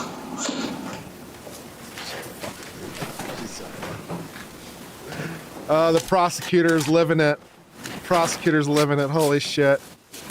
Oh dear. Oh my god. Guys, I've already seen one snuff film today. I don't know that I need to see a second one. I don't need to see a live action snuff film. Holy shit. While you were on scene on February 24th, did you also make contact with Ryan Boone? Yes, before I spoke to Sarah Boone, yes. And did you have an opportunity to interview him? Yes, I did. While on scene, did you also begin the process of examining the defendant's cell phone? I did not examine it myself, but we have a waivers and affidavits form that has a consent portion on it. And so I did start doing the paperwork for that. You obtained consent from the defendant in this case? Yes, on scene to search through her cell phone. And what time did you become aware of the videos on her cell phone? So a digital forensic investigator responded out to the scene, and she responded out a little after 7 p.m. And I would assume she probably started doing, whatever she needed to do. And then a short time later, she came over and got my attention and expressed to me that I needed to look at something in her phone. And these were Suitcase videos, correct? Yeah, they were two separate videos from the night prior. When you observed these videos, what actions did you take? When I observed the videos, I directed the digital investigator to stop processing and downloading her phone any further, and that I was going to write a search warrant for her cell phone. Did you obtain that search warrant for her cell phone? Yes, it was signed by a judge the next day. And she was obviously able to finish the digital analysis, correct? Yeah, she was able to get the full download as well. She had already gotten the videos downloaded the night prior, but she was able to do whatever she does to get the full download. In the course of your interview with the defendant, you were relayed information that I guess she had gone to Publix the previous day. Is that correct? In the interview? Yes. Yeah. Yes, well, I'm sorry, in the interview that we just listened to about going to Publix? In the course of speaking with her, did you learn that she had gone to Publix? Yes, I was under the impression that George had gone to Publix. Did you follow up with that Publix for surveillance video in this case? Yes, I went to the Publix to gather surveillance video. And were you able to find that video of them at Publix the previous day? Yes. Your Honor, request permission to publish States 2. You may. Wow. Love it. The state might be smarter than me. This is a very, I was wondering why they didn't bring in the video earlier and they're going to bring it in now.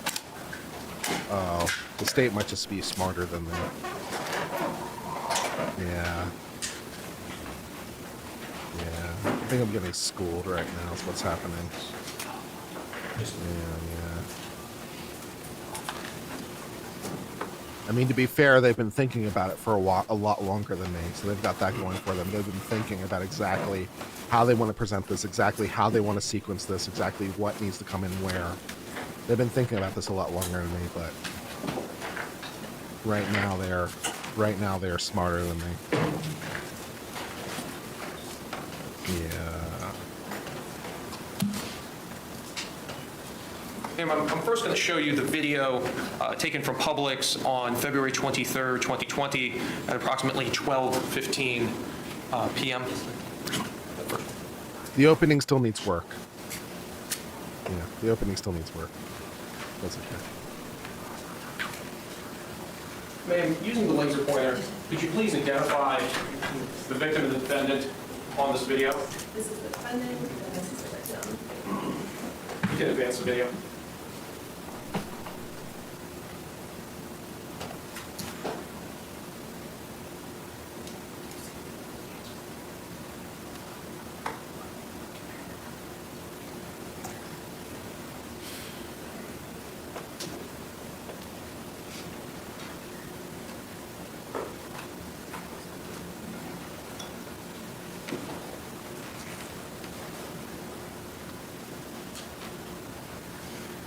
I don't know what they're going to do.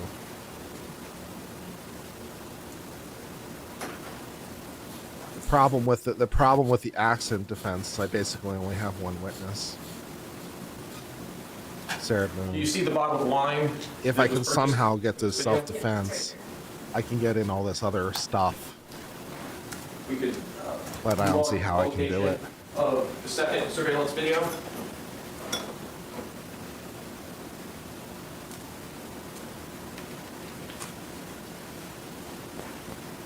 Can you identify Mr. Torres for us in this video? Yes, he's right here.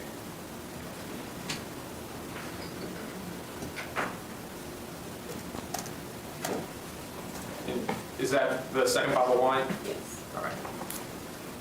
This also has the sneaky.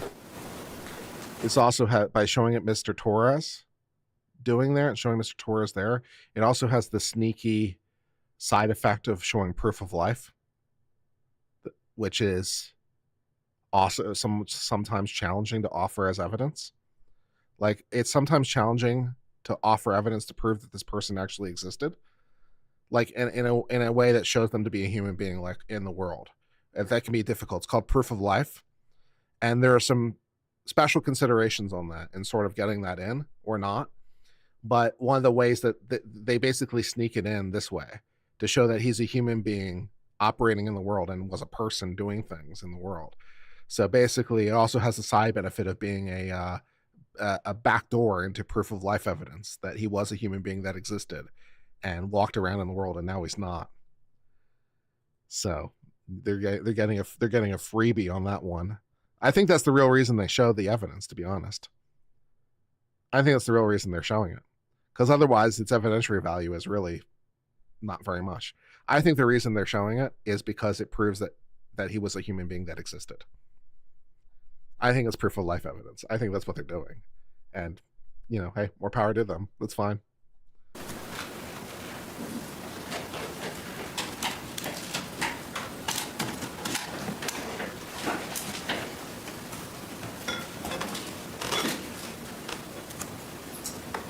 In the course of your investigation, did you also interview individuals from the apartment complex while they were living? Yes. And did you have an opportunity to also interview their neighbors as well? Yes, I did. Did you interview Juan Torres? Yes, the following day. And did you attend the autopsy in this case? Yes, the following morning. Your Honor, may I approach with the defense? Yes.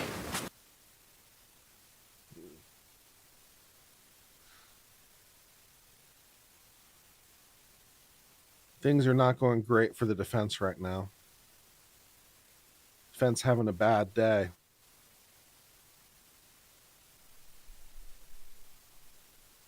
This prosecution has also been incredibly tight. It has been incredibly efficient. Members of the jury, it is 3:34. My understanding, based on the state, is the next part of their presentation is going to be kind of long in length. So we're going to go ahead and take our afternoon break at this point in time. Similar instruction that I've given you over the last couple of days. Please don't have any discussions among yourselves or anyone else about the persons, places, things, or charge involved. Do not conduct any independent investigation with regard to those things. We'll give you a 15-minute recess. We will see you at 3:50. Thank you so much for your service.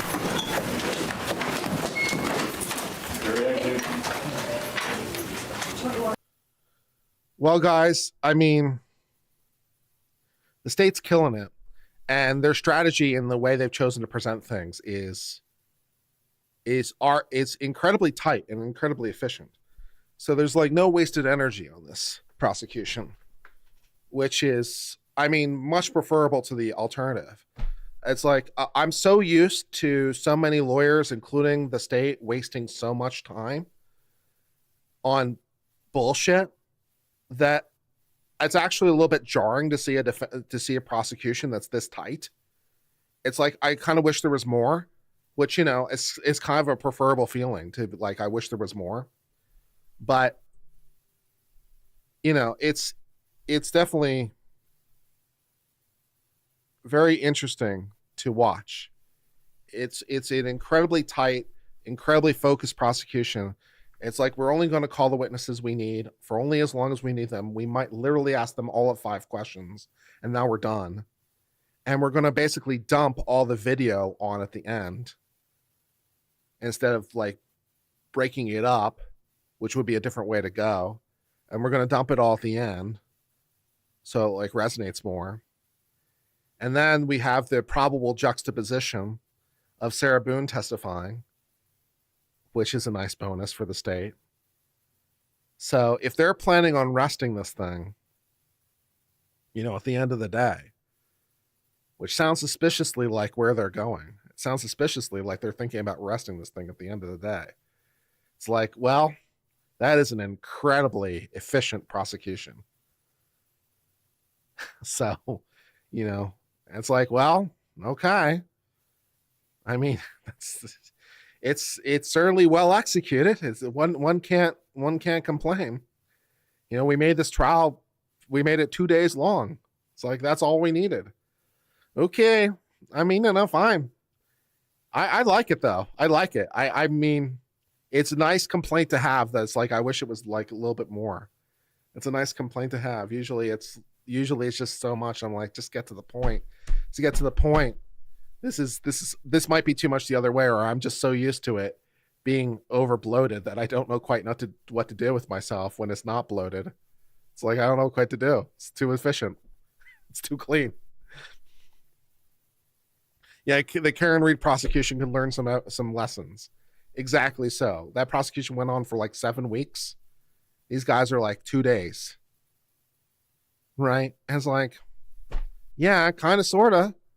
It's like, yeah, it's like we don't need to make this thing overly complicated. That's all we need. So if that's where they're going, man, it sounds like they are. And the way they've organized this, the way they've done this, and the way they've juxtaposed this might be the most brilliant, might be the most brilliant framing and the most brilliant story flow perhaps I've ever seen.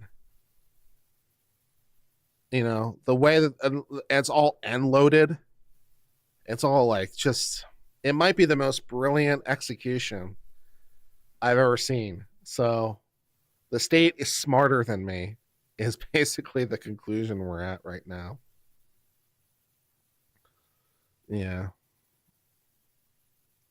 How would I defend Boone? I don't know. Accident is all you really got, right? It's like she was so out of her mind that she misinterpreted the cries for help, and she didn't really think that they were real. It's like basically just trying to make accident work. There was no depraved heart, there was no malice, but that's really tough with the video. So, yeah.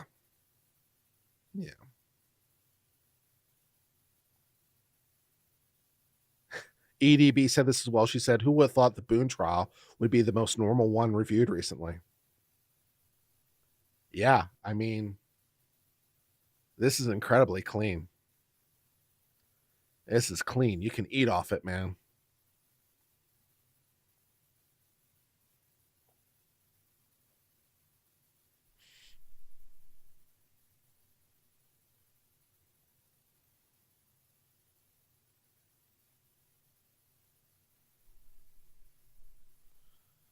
Yeah.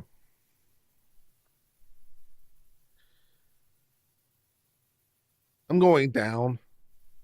I'm going down as Sarah Boone's lawyer. I know I'm going down. The state has kicked my ass. It's like, I know I'm going down. The state has kicked my ass. It's all over but the crying. Yeah.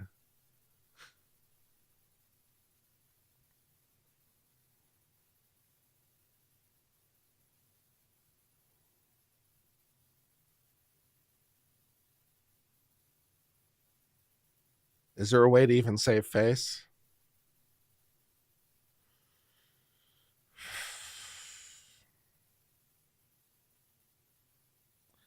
Accident is the best you got. Accident is the best you got.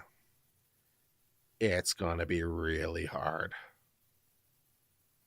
It's impossible, but it's the best you got.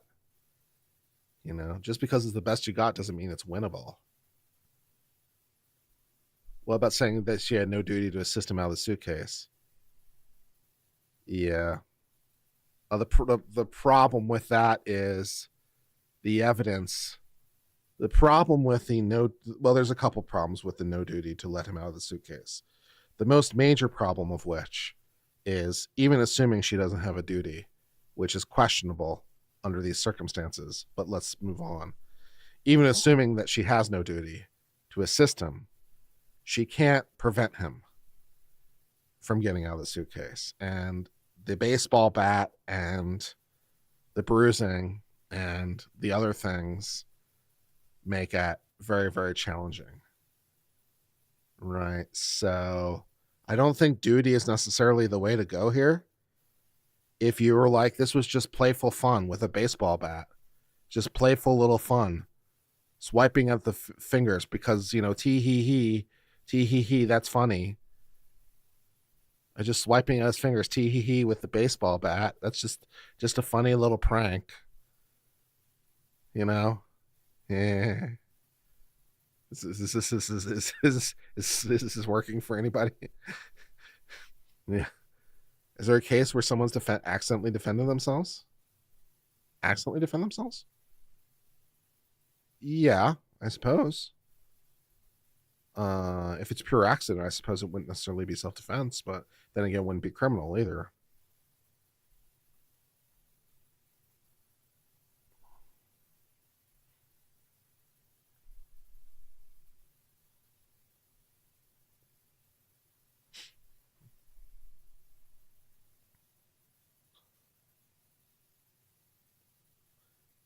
Yeah, I don't think that plea deal is looking real good right about now. I don't think that plea deal is looking real good right about now for the state. I'm not feeling that they're in a plea kind of mood. At this point, if there were going to be a plea deal, it would probably be murder 2 with a recommendation. That's probably a deal that they'd be willing to offer at this point. if you can get them to even do that. It's like, you plead the top count, but we'll give a recommendation. We'll recommend less. We'll recommend 25 years, or we'll recommend 30 years. That's probably the plea deal, if there is one to be had, that exists at this point. How about you plead the top count and we'll give you a recommendation? How about that? Yeah, that's probably the plea deal, about if there's one to be had. How long is the break? 15 minutes. Yeah, I don't think that manslaughter plea deal is still on the table. You know, at this point, as the state, I don't think I'd be offering it. It's like, you've already put me to work. You've already made me prove my case. We all know how this is going to end. I don't think that manslaughter deal is looking real good right about now.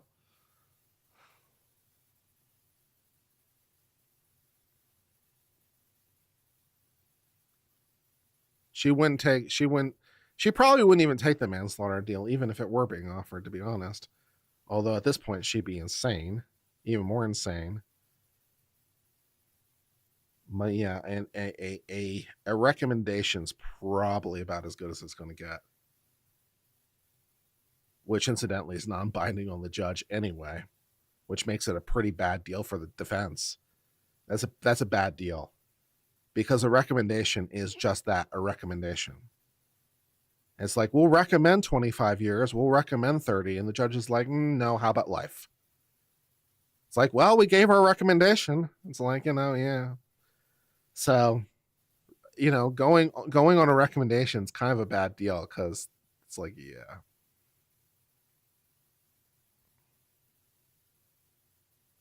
Can the victim of a surviving family object to the plea deal? In terms of that would depend on state law. Ultimately, the answer to your question is no. They can't prevent it from happening. But various states have various victims' rights, which allow the victims to be notified and to potentially make a presentation to the court. But ultimately, they can't prevent it unless, of course, the judge thinks the deal is against the interests of justice, which is pretty rare. It's pretty rare for a judge to reject a plea deal. But occasionally it happens, but it's pretty rare.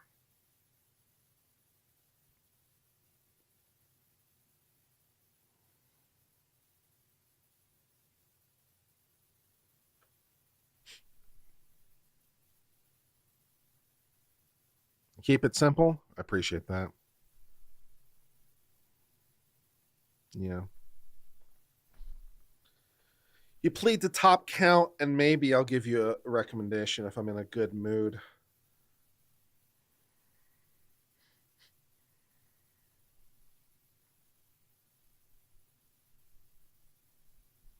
$15 years was a pretty good deal. She would have been out in 6.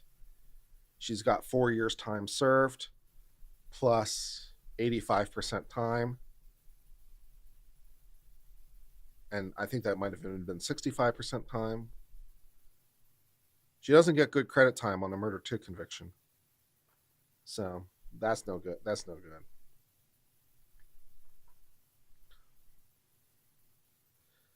Sarah, I think you're going to be spending the better part of the remainder of your life in prison. Maybe you'll get out when you're very, very old someday.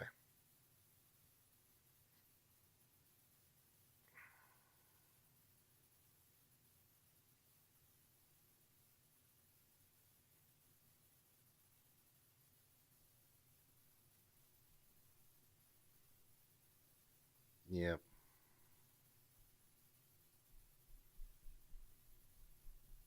She has to tell the story about how she's a victim. Yeah. But she's not going to be able to get overt act.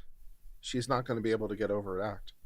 I think there's an extremely decent chance that she doesn't get her self-defense instruction or her battered spouse instruction. I think there's a very decent chance that after she testifies, the state's like, we want to bar the defense. And I think there's a pretty decent chance the judge says, no, you can't do it, at which point you've already testified, and now you're just totally fucked, because now you have nothing, right? You've just spent all this time trying to say, I'm a battered spouse, I'm a battered spouse, and the judge is like, no, I'm not going to allow that defense, and you've already testified, and you have no other witnesses to call because they've denied the defense. So now you're just completely fucked. You're in the open with nothing, and you're just fucked every possible way. So there's a very decent chance of that happening. And then, tell the Court of Appeals about it. Tell the Court of Appeals how I denied your defense.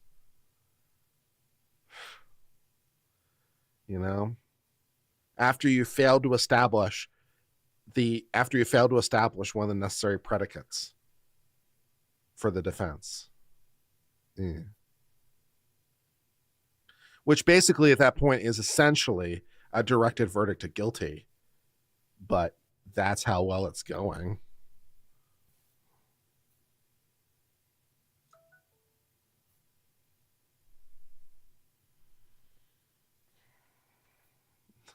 Not going great. And then you can tell the Court of Appeals about it. And you can say, Court of Appeals, it wasn't fair that they didn't allow me to offer my defense.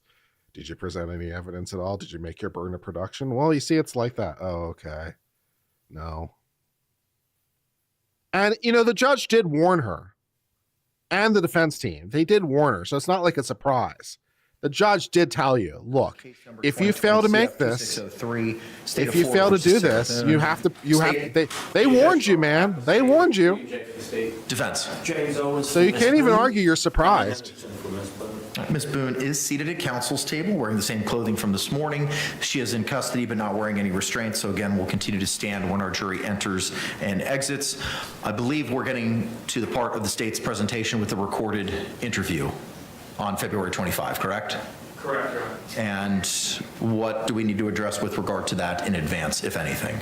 Judge, I believe it's identified as state's exhibit for identification S, as in Sam. Okay. And I believe that's the 2-hour interrogation video that I had filed the pretrial motion to suppress, which the court had denied, but contemporaneously I want to make that objection.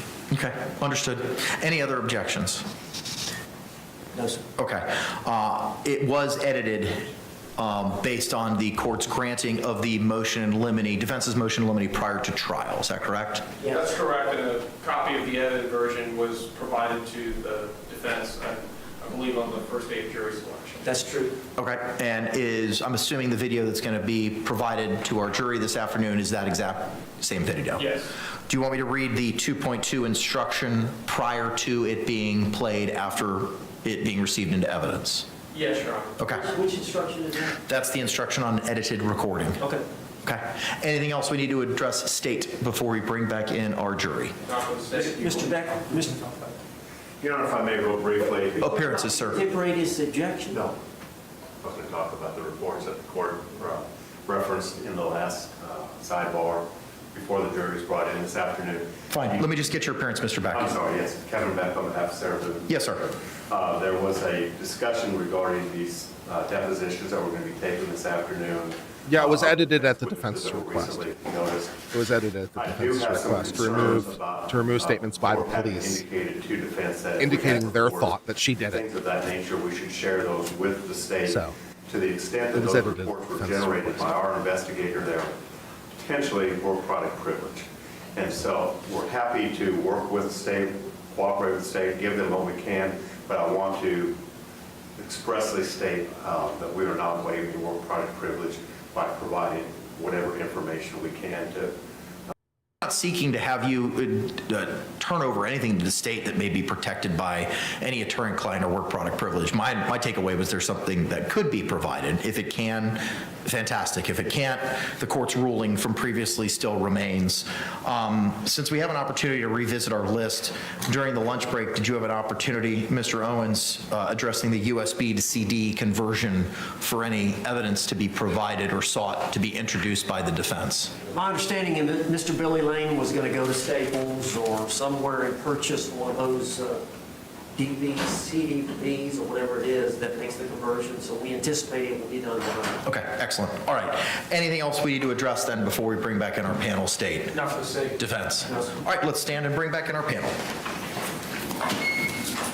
Yeah. So during the interview, the police made statements that indicated that they thought that Sarah Boone did it.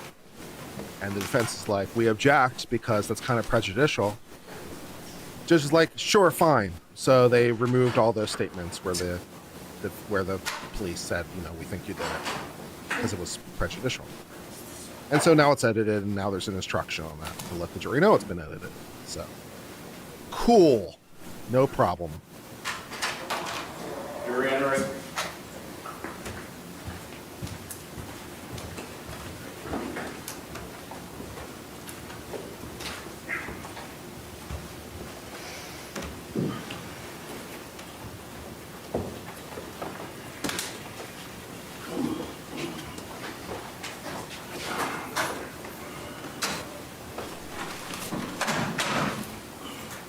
State, do you recognize our jury? I do, Your Honor. Defense, do you recognize our jury? Yes. All right, thank you. Y'all can be seated. Members of the jury, again, if you could just raise your hands to confirm you complied with the court's instructions. Record reflect all hands have been raised. Thank you very much. State, you may continue.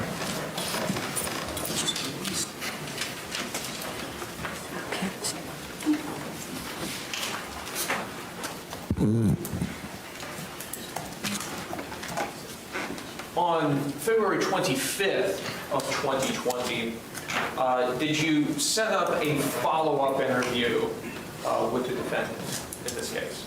Yes, I did. And that was after you had attended the autopsy that morning, correct? The interview, the follow-up interview was to be conducted after the autopsy. Not necessarily set up, but it was to be conducted after the autopsy.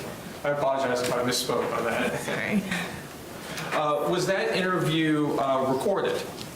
Yes, it was, audio and video. And where did that interview take place? Central Operations at the Orange County Sheriff's Office. Yes. Your Honor, may I approach the witness what's been marked for identification as states S and shown to the defense? You may.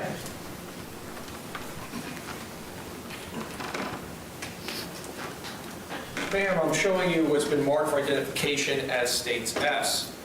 Tell me, do you recognize that disc? Yes, I do.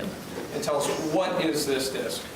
This is the follow-up interview conducted on February 25th, 2020 at Orange County Central Operations with the defendant, Sarah Boone. And does it fairly and accurately represent the interview that took place between yourself and the defendant? Yes, And is that your initials on this disc? it is, yes. And you had an opportunity to review it prior to coming to court today? Yes. Your Honor, at this time I'd like to move what's been marked for identification as states S into evidence. The only objection is from the previous pretrial issues. The state will, court will receive an evidence that was pre-marked as states S over objection as states Exhibit 20.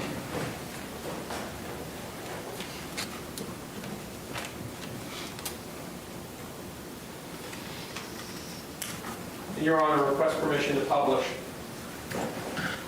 Momentarily. Members of the jury, I have an instruction to read to you before the Exhibit 20 is published to you. Members of the jury, you are about to view and listen to a video recording. The court instructs you that the recording has been edited to eliminate irrelevant portions that would not add to your understanding of the case. The fact that the recording has been edited should not concern you in any way and must not impact the way you view, listen to, and consider this evidence.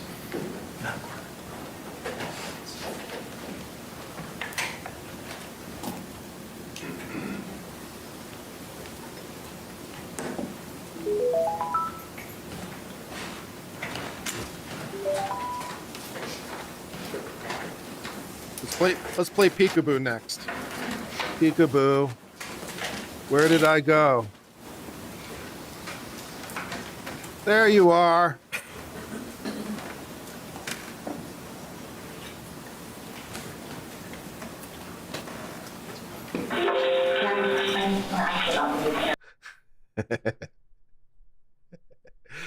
Uncivil law has now learned about object permanence.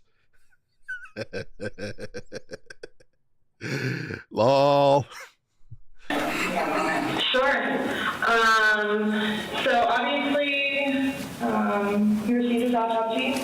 So I'm going to read you your rights again because we have to talk about that. And since I'm talking about the incident, we just have to do it, just like we did yesterday. Remember I read you the rights? Your rights? Yeah. So it's the exact same thing, but since I'm asking you follow-up questions, I need to read them to you, okay? All right, so you have the right to remain silent. Anything you say may be used against you in court. You have the right to talk to a lawyer before and during questioning without Thanks for charge. subscribing. Always appreciated to have a new subscriber. Thank you for joining. For you before questioning without charge. Has anyone threatened you or promised you anything to get you to talk to me? No. How are we doing on subscribers right now? Perfect. Okay. So this morning we went to his autopsy, and we were informed of some injuries that he has by the doctor. So I want, so he's got scratch marks. Yeah, 143,607. I know that's grown a little bit. And if 400 of you could hit the subscribe button, that'd be great. so like basically you're getting hit, and then you get a mark from it. You'll get bruising. Like someone hit you or something like that. It's called a contusion. So he had some injuries to his left shoulder. He had a cut near his left lip. We could see his mouth was a little. I haven't laid hands on him. Okay. Thank you, Snackless Sarah, for the memberships. Do appreciate it. Thank you. Okay, so I don't know. And he's notorious for running into the wall or the halting. So why? Okay. What about the scratches? There's also sex. Yes. Okay. Because there's also like a scratch on like the back of his neck, like kind of like going, but it's like going straight across. I have no idea what that's from. And they're all recent. Like they occurred recently. It wasn't something that occurred post or that occurred a week ago, or 2 days ago, 3 days ago. They definitely occurred, the night leading up. So when he was, in all honesty, we have not gotten into it. Okay. That's why, the only thing I thought you guys were going to ask me about, which I was going to be honest with you anyway, are the scratch marks on his back. Mm-hmm. Everything else, I have no idea what it is. No idea what it is. Nonetheless, I've had my son over the house too, so. Well, your son was there when? When was he last there? Oh, gosh. My understanding he was there last No sound problems in OBS, man. No sound problems in OBS. So it's something with those browser-based things, man. We're talking about what occurred Sunday. Because like I said, the injuries they occurred within that time period. So you're talking about day before yesterday? Sunday leading into Monday. You called us yesterday at 1, but the incident, you guys were painting and stuff the night prior. Correct. So we're talking about Sunday. And that's why I'm thoroughly confused, because we had a good time sitting on the back porch, having wine, and smoking a couple of cigarettes, and then decided to go inside and literally paint, do puzzles, and play, and listen to music. That's why nobody got out of sorts. This is what's mind-blowing to me. I have no clue. Nobody laid a hand on anybody. He also had, on the left side of his forehead, he had basically bruising, and on his head and skull. I have no idea. As if something hit him. I consider not for touch him. I have not touched him. I have not touched him. How would you get those in? Tell me, we'll both know. I have not touched him. Yesterday, when we took photographs of your overall body, and they did the buccal swab, did they go under your fingernails? No. Okay. Are you willing to let us absolutely swab underneath your fingernails? Go for it. Okay. I have no idea, and I don't want to seem out of sorts, but I have no idea.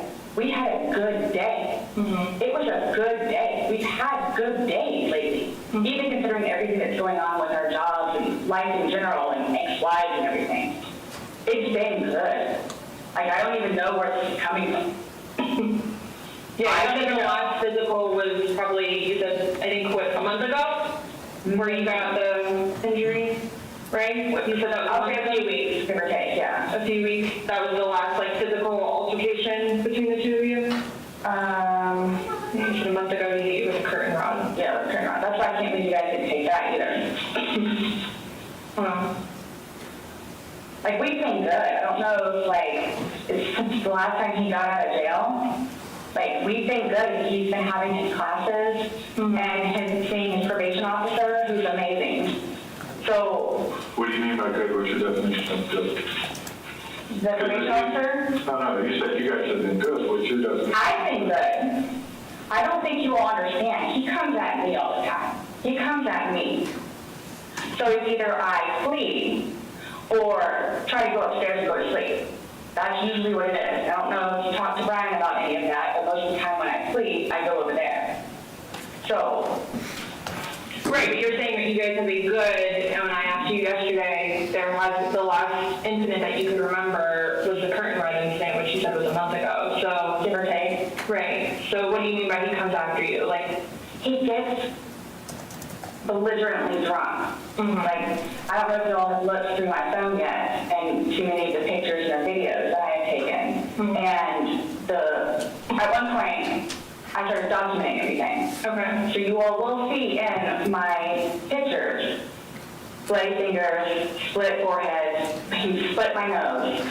I've got this. Right. I don't know if Brian told you about it, where I had to have almost I had one really bad surgery, but then it got really bad, where I had to go like 4 or 5 more times afterwards and then tend to it. And then posing me in the back of the leg. Right. So it's. And why are you still with them? Everybody asks me that. When I tell you guys this, I really love him. Like I do. And I feel like I can help him. Like I feel like I could help him, which I did, because he came a really long way from where he was in Philadelphia to moving back to here and to dealing with everything else that he's been dealing with. I've really helped him. I bailed him out of jail, 3 times. I've gone to every single hearing and every single arraignment, everything that I did for him.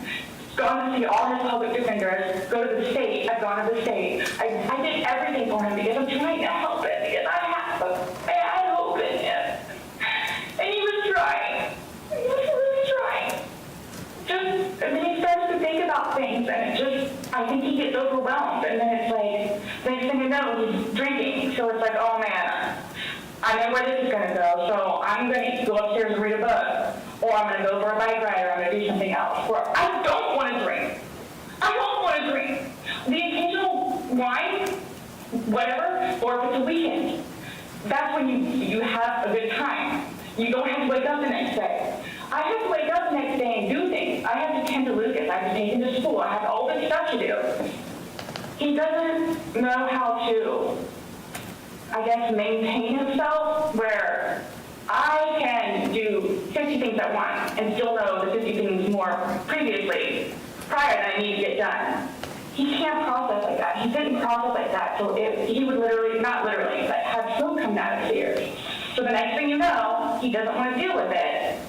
I'm going to go get something to drink. So the majority of the time, I would hang out outside or do something else because I don't want to drink. And every time, his job broke his heart. And it made me sad because he had so much pride in his job.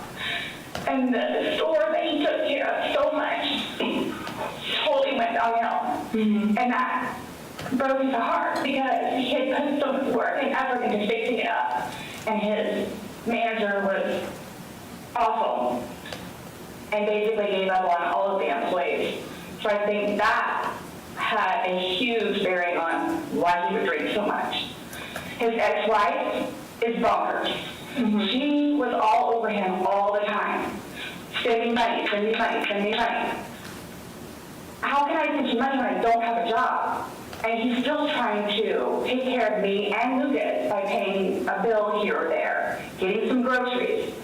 So he always had something on his mind, which is why, again, I got the puzzles and the bank to try and get him off of it so he don't have a drink, or he doesn't have a drink. So when you all see my phone, you can see all of the damage he has done to me and the videos of him smashing my television because he's belligerently drunk. Well, most of the time, I just don't want to be there. And I try to help him. I try to calm him down. Eventually, he just passes out. Well, yesterday it made it sound like you guys were just drinking like a glass or two. Like, yeah, you obviously had the bottle, but you told me on but you told me on recording, like, that you were not drunk, he was not drunk, you guys were having a good time. I can't get drunk. Number one, I do not want to get drunk. I don't like being non-complimented, having my wits about myself. I don't like feeling out of control. So I'm just saying, you're that isn't helpful to the accident defense, right? Because like, well, if you don't like being out of control, if you like being in your right mind and you would never get drunk and you're in your right mind, that makes the accident defense harder. As Sarah Boone's once prospective lawyer, she's not leaving me with a lot of great defense options here. Pressing on. You're making it sound like he's a raging alcoholic today, and yesterday I was kind of asking you those questions, and you're like a little defensive, like, no, we're not alcoholics. You're not, but you guys were both sober on Sunday, to your knowledge, because when I said you went and passed out, you were like, no, I didn't pass out, I just fell asleep. So now it's kind of like, what is it? Were you guys drinking and it got out of hand and it got physical? No. Or is it... Sunday was one of the better days that we have had in quite some time. He's dancing with my dog. You can see that too on the pictures, him loving the dog. He loves the dog and dancing around, having a good time, just being happy kind of thing. He doesn't know, I can get like maybe 2 or 3 glasses of wine and I'll be fine, but I have to have my wits about myself because I don't know what to expect. Well, let's talk about Sunday. What was Sunday? How were you? Like, how many glasses of wine did you have? How many glasses? $9.99 from Souffli. With the judge extend her sentence as payback for all BS delays and waste. Probably more to the point, her complete lack of contrition and her absolute coldness would be much more of the focus than the BS and delays. I would be focusing on her coldness and her absolute lack of care. She has not once asked about how he died or anything about it. Everything's about me. There's no thought in her head about her lover who is dead. No care, no concern, no compassion, nothing. Her absolute coldness is much more the thing. Thank you for your $10 super chat. It's appreciated. The wine that you have. The bottle was gone. I mean, I don't know if you poured any out. Yeah. No, that was from previous. You said that there was a half bottle left over. And then that you had went. Well, I don't even know how the wine. How did you guys get the wine for Sunday? I'm guessing he went to Publix. Does he like leave the house and you stay home, or do you go to Publix? Like, I think I'll go with him. Okay. Did you go with him Sunday to Publix? So most of the time what happens is, because the convenience store where we get cigarettes is here, and then Publix literally is cattywampus to it. Okay. So what he'll do is he'll start, go by Publix, and then on the way back, catch the convenience store. Okay. So what did you do Sunday? I'm guessing that's what he did, because next thing I know, he's walking in with lots. Okay. So that's... It's him trying to be nice, so I don't have to go out and do it. Plus, there's stuff that around the house I had to take care of. So that's usually what will happen. Yeah, this is why Owens put it out front there. She lied during the investigation. Dude, man, that is a lot to walk back. Trying to walk back anything is challenging. Okay, but this isn't like one slip up. It's like, oh, I said 7 p.m. What I really meant was 11 p.m. Right? That isn't like, you're not trying to walk back like a sentence. You're trying to walk back the entire interrogation. Uh-huh. Good luck. Uh-huh. Credibility is somewhat important before the jury, as I'm sure you guys have heard. So you're going to try to walk back the entire interview. That's your defense plan. Okay. Or I'm folding laundry, he'll go run out and do whatever.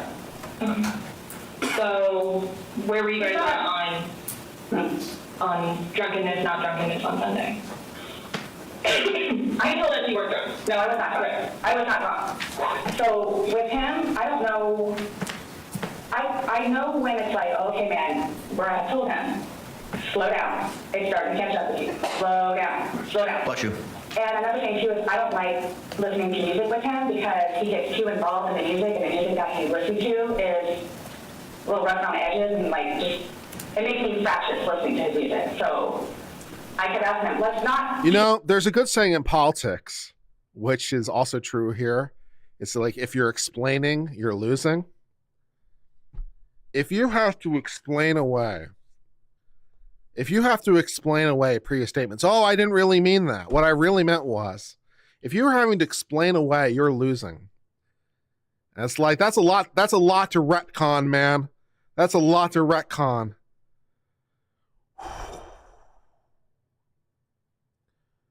On the plus side, the defense team has got to be feeling pretty good about themselves because, well, the stress has got to be over, right? I mean, it's like, well, you know, case is over, so I'm feeling pretty good. I'm feeling pretty good. I'm feeling pretty loose right now. You know, it's like Sarah, at least one of us is going home at the end of this trial. You want to take a guess which of it is? Take a guess which?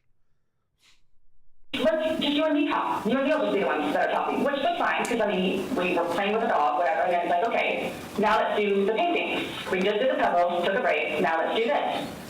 Sure enough, that dog, we're sitting there talking, laughing, talking about new movies, we're watching movie trailers while we're doing painting and all that other stuff. So it's still background noise to him, because I think that's what he's used to, is having background noise. Where me, I can sit here all day with not a peep. But he always has to have some kind of background noise, which I didn't mind because the trailers were cool. And he was interested in showing them to me, getting excited about movies that were out, or upcoming. Mm-hmm.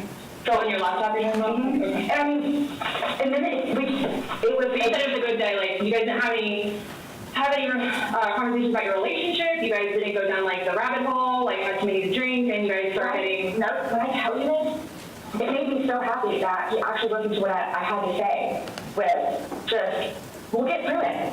This will be fine. It's a small hurdle that you and I together will get through, because... I'm talking about the money, job, daughter...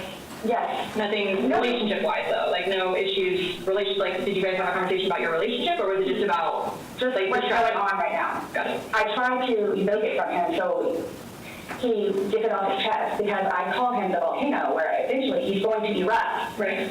And what he has learned in his classes is to communicate, which is a huge thing in a relationship, where he has been practicing communication. So he actually talks to me about things and unburdens himself. Put it on me. I'll sit there and try and figure it out for you. Like, I have almost everything. Not a worry, just tell me. Get it out of you. Right. But it was, and I tell you, I was so happy. Like, it was such a good day. I did not. The weather was beautiful outside. I'm the one that had him go inside so we can do puzzles and painting, listen to music, or whatever else he wants to do. So then he starts doing whatever it is we're doing together in the living room. And then start talking, because I think he gets comfortable with, okay, you know what, we're here, it is a good day. Let me go ahead and explain myself. So I know. Nobody else knows, but I know. Nobody knew George better than I did. I say that I knew George better than himself. And I tried in every way, shape, and form. As everyone. I helped him. I took care of him. You know, I think far too often we talk about toxic masculinity, and sometimes you wonder, what exactly is toxic femininity? I'd like to present a proposed exhibit for toxic femininity. This is my proposal. Holy shit. I missed him a lot, and I didn't even sleep last night. I miss him a lot. I mean, is there any chance it got to be too much for you and you couldn't handle taking care of him? And I never stopped. I never stopped. That's what I'm here for. I never stopped. I'm here now, and I'm still trying to help him. Yeah, we just don't, I mean, it's unexplainable how he got these injuries, and I have no idea. You were the only one with him. 100% right hand to God. I have no idea how he got them. Nobody touched anybody. Nobody touched anybody. You had mentioned that you would take photos, videos, kind of like a proof and Survey says, in general. Yeah, I was documenting at one point, but that was way before, I think, the last time that he got arrested, where he was flying off the deep end. But then I had him bailed out. I got him out of jail, right? But because he had violated the pretrial diversion, this time it's probation, so you don't have a choice in. You have to go see your probation officer. You have to go to these classes. It's court ordered. Where it took him a while to get used to it and understand, they're not messing around. I even went down and met his probation officer, which I say, she's wonderful. That's one of my first opportunities to talk to you about. Hugged me and said how much she knows that I take care of it. She called me personally one time when George was at work, when he was working. 42-minute phone call. She and I just saying how grateful she is that George has me. And she knows how hard I'm working to help him, just as she is and just as the classes will. So once he started actually going on a regular basis to the probation officer and then to his substance abuse class and his, I don't know what BIP stands for, battered intervention program, and actually listening to what it is everyone had to say, he changed. Like I could see it change in him, where before lashing out, he would think about it. And would always come home and show me his papers, and we would look over his papers together. Where it's like, wow, you actually are learning this in class? And some of the stuff that they would show him, like videos, he would come home and say, Sarah, I'm so sorry for what I've done to you. Because for a video that he watches, to make him feel that way, where it's like, oh man, I have done her wrong. But he's changed. He changed.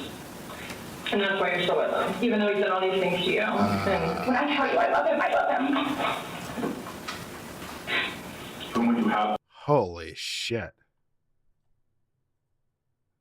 Holy shit.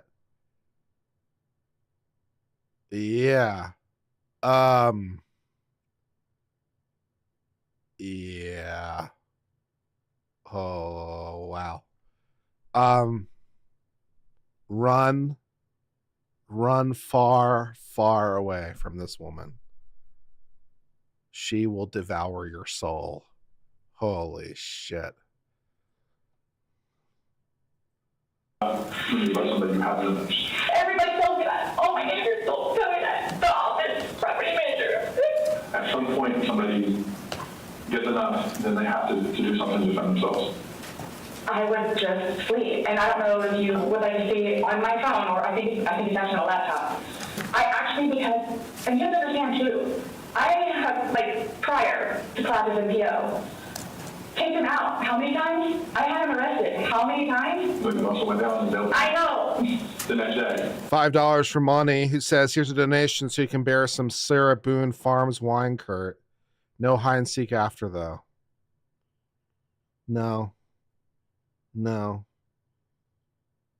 Yeah. Yeah. Well, I know. Was that your laptop? What was I going to tell you? Oh, previously, I actually looked up how to file a restraining order. Okay. Because I would take him out, his parents, because of them constantly having to take him back in, his bags of clothes, all his stuff. The one time, the last time, the father came out and I wait and just not even, I don't even know if he knew Lucas was in the car. Just opened the back of my car and started throwing out his crap and just throwing it, like the car would jostle me, just throwing all my stuff. At that point, because I continually did it, not continually, I think I did it 3 times, and he had nowhere else to go, they got fed up and said, nope, either you're staying there or you're staying here. Like, you're staying here. We need to bring back the steak, people. I mean, we need to burn the witch. It's the only way. It's the only way to be sure. Here at their place. It's permanent. You're not going back over there anymore. So what happens is he pursues me. So I don't know if y'all know where Katie Lake Trail is. Okay, so it's literally right there from our apartment. would ride his bike to work, but before he would leave extra early and come up to the wall, stand on top of his bike, tilt his head over, because he didn't know that I would be outside having my morning cigarette and cup of coffee. And I would also know too what time he would get off of work, where I would know, come get off of work, you can do the same thing. So it's not like I ever got like a break from him, where I told you all yesterday, or whatever it was. I started to feel that it was too much togetherness. And when you have too much togetherness, friction happens. So I'm gonna go ride my bike. I'm gonna go upstairs and read a book. But every waking moment he wants to be with me. So, and mind you, our townhome is either upstairs or downstairs. So it's like, if you would like to sit downstairs and watch a movie or play on the laptop, look at some jobs, you're more than welcome to. I'm just gonna be upstairs and be watching one of my shows or maybe reading a book. So, and then when that would happen, we really do that. So what's for dinner? And then we would cook together and eat dinner and then crawl in bed and watch a movie. You're talking about this is like recent, or you kind of like flopping, like what It was about like a little while ago. Now you're talking about tension building up and like you need space, so have you been feeling that way lately, or? No. Okay. No. Okay, my thing is too, so you all know, I hate that you can't talk to her, but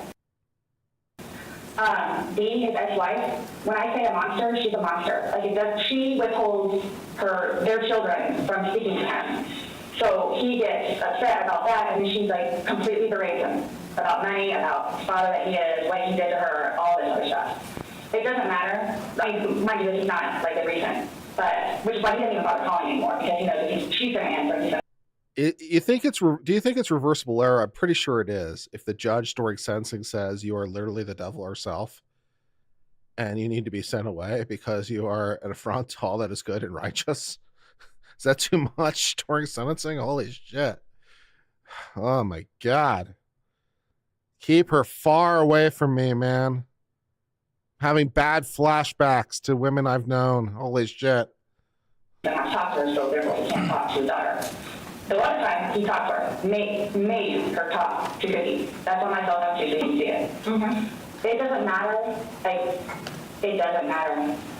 What does she have to do though with anything about what happened Sunday into Monday? Like, no, I'm just saying, like, previously, why the incidents would happen is she played a big part in it. Okay. On top of job, and money, and groceries and all that. Okay. Sunday, when I tell you this, I have no idea. I have no idea. Is there anybody else at the house? Nope, it's just me and him. Since talking yesterday, do you remember any like timelines better? Like what time you guys were playing? What time he was zipped up in the luggage? What time you went upstairs? We started because we cleaned the house a little bit, did some laundry. You started the activities around 4, you said? Yes, around 4:30ish, and then you just said that it was dark when you were playing hide and seek, and I'm just curious if you remember. But when we were outside, that's where we would start and talk about things, and then eventually I was the one that had him come inside. So we could. How much time do you remember what time that was, is what she's asking?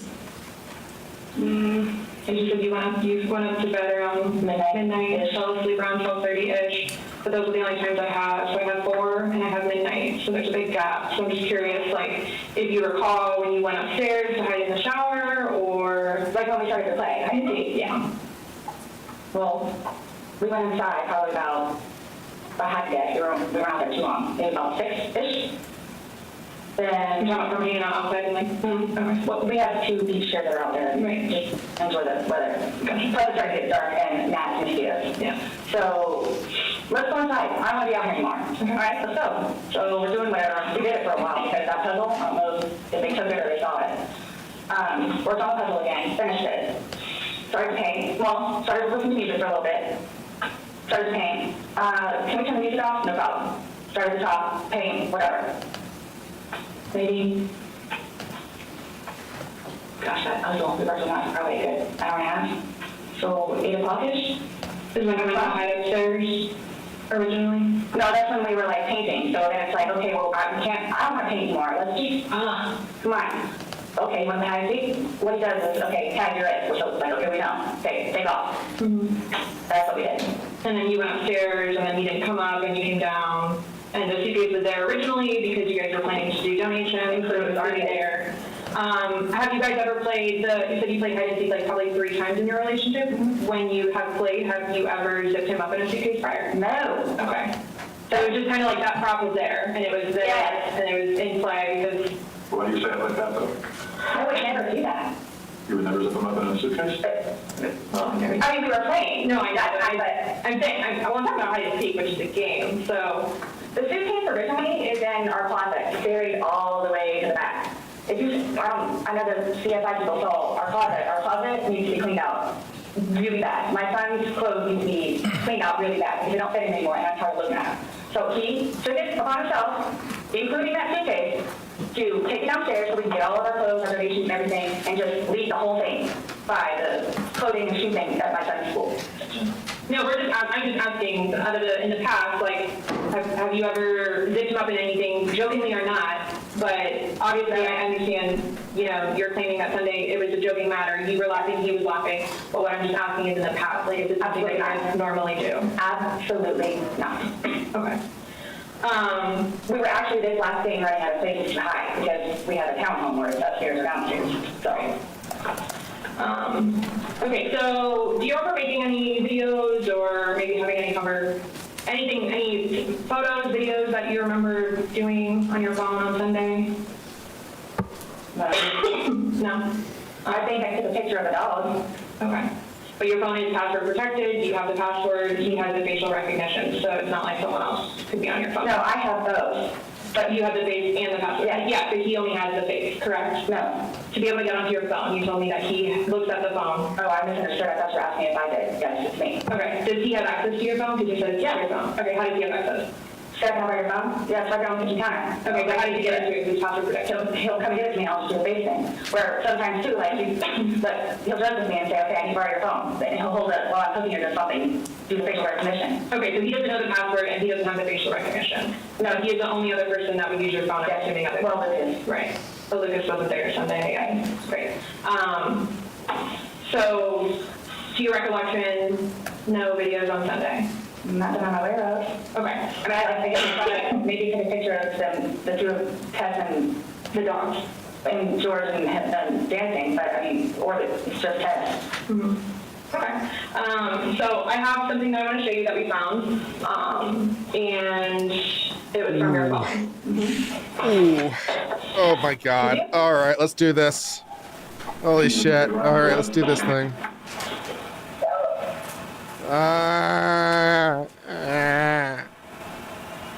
No, I don't remember that. For everything you've done to me. For everything you've done to me. Your battery's all flash. Oh, okay. The laptop died. That's rich. Battery doesn't last very long. It used to last a lot longer than Laptop died. That's rich. Okay. Let me just grab that. No, I was just simply asking because you had a look on your face when she asked you if you've ever done that before. You look kind of shocked. And No. why did you say it like that? Like, I don't think you all understand who I am. Where well, tell me. Look at her complete non-reaction. Like, she knows what the video is. She knows what the video is. Look at how she completely is unreactive.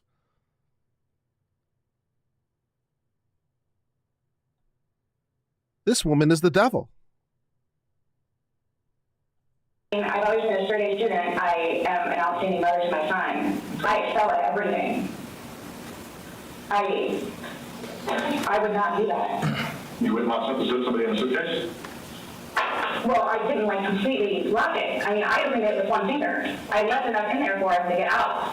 Yeah, let's get that charging cable. And I wasn't planning on going upstairs and going to sleep.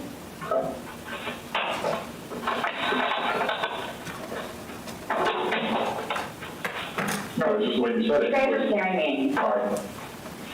We're just trying to watch this. It came from your phone. Don't you want to know what's on it? Yes,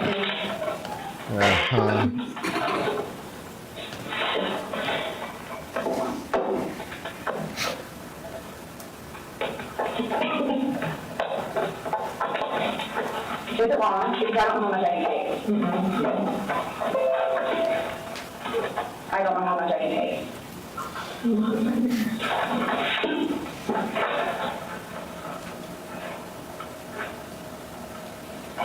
Do I have to wash them? I continuously throw up. I don't sleep. I don't want to see it. That's okay. Well, it's on your phone. And you can either explain it or we take it for what it is. Yeah, we're just trying to give you the opportunity to tell us what's going on. That's it. Is that long? When the police tell you, we're giving you a chance to explain it, or we'll take it for what it is. It's a trap. It's a trap. 2 minutes. For everything you guys mean. For everything you guys mean. Fuck you. Fuck you. That's you. Stupid. That's my name. Don't wear it up.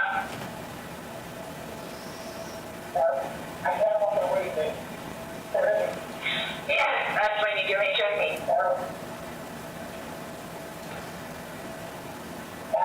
I don't want to watch that video. Yeah, you explain this, Sarah. You explain this. This should be real good. You put him in the suitcase, you got 2 fingers. Real good. I flipped him over. I flipped him over, and that's where it was.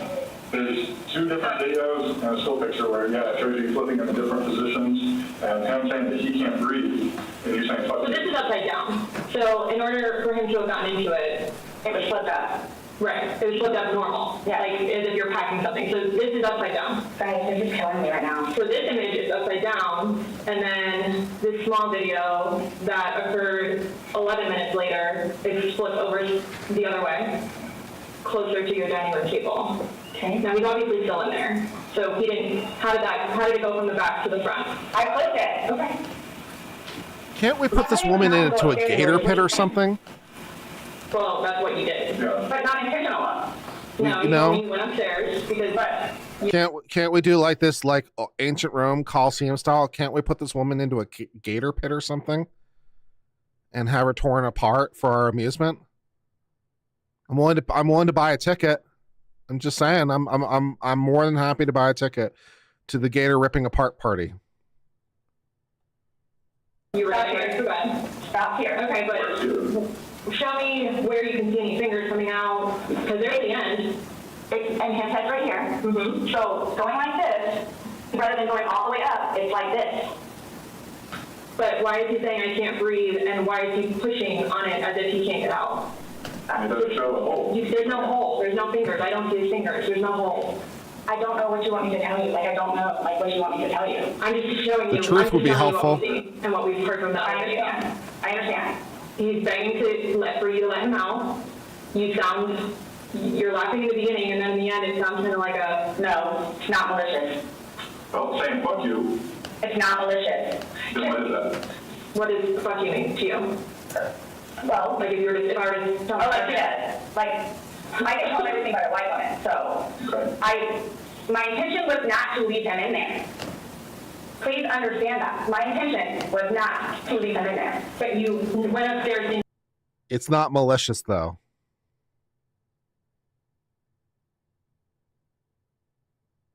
Okay. thinking that he could get himself out, but the video shows That's why I the told point you. and I see his fingers. He'll be out 30 minutes. And then 30 minutes later, he didn't show. And he's telling And I me didn't wake up.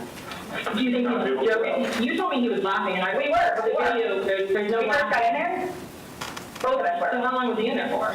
Like, this video is at 11:12 when it starts, so was he in there for like a long time prior to you recording this? No. No.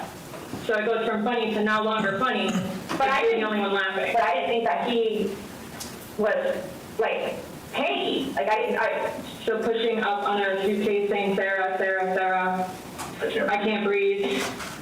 George has done that in the past before too, where it's just like, he thinks that he's, woe is me kind of thing, where it's like, He's never been locked in the suitcase, but now he's gonna get up, so. It's kind of, I thought it was You more want oxygen. crying wolf kind of thing. Okay. And again, my plan, But nowhere in there is he laughing, is he joking, he is begging. And you're the only one laughing. Okay. And you're the only one saying derogatory comments, like you're mad. no. Please don't, I don't mean to sound negative, and I don't know if I can do this, but like, it's like you guys are kind of trying to like feed me. Like, No, I'm just trying to show you a video that you no longer want to watch because you probably don't want to know the outcome of how and what you said. well, I know what, You know what's on that video now? No. You remember making that video? Why don't you remember making the video? probably because we've been drinking. But you weren't drunk. Look, Just because I went upstairs and, just because you're drunk doesn't mean that you. That you were not drunk. You said that you had your wits about you. You said he had his wits about you. You said that you don't like not having your wits. In my experience, if somebody cannot remember doing something to the extent of making 2 videos and a video and taking a photo, they are intoxicated. Okay, I understand where y'all are coming from. Well, we're trying to make sense of it. We're trying to figure out this video. We're listening. I just did, like, we were playing, and then, like, I thought it was, my plan was not to go upstairs and go to sleep. My plan was not to, he'll be up here any minute. But you willingly went upstairs and went to sleep. No one forced you to go upstairs and... My plan was also to leave him in the suitcase. So why didn't you take him out? Because I went upstairs, and then I fell asleep. But why didn't you consciously think, he's asking to come out? I didn't do it intentionally. What do you think is going to happen if you leave somebody in a confined space like that? Well, I thought by not giving it up all the way, it would be okay. My plan was not to leave him in the And what was suitcase. your plan? Waiting for him to come upstairs. And then when he did, I fell asleep. You said you were up there 30 minutes. After 30 minutes, somebody not coming out. knowing that the last time you saw him was in the suitcase, 30 minutes later, you're like, maybe I should go check on him? Maybe I shouldn't? No. When you, that didn't cross your mind. That's like an assumption. Like, that's what you all are thinking. Just, We're asking. it's the whole, Tell us. it's the drinking. That's what it is.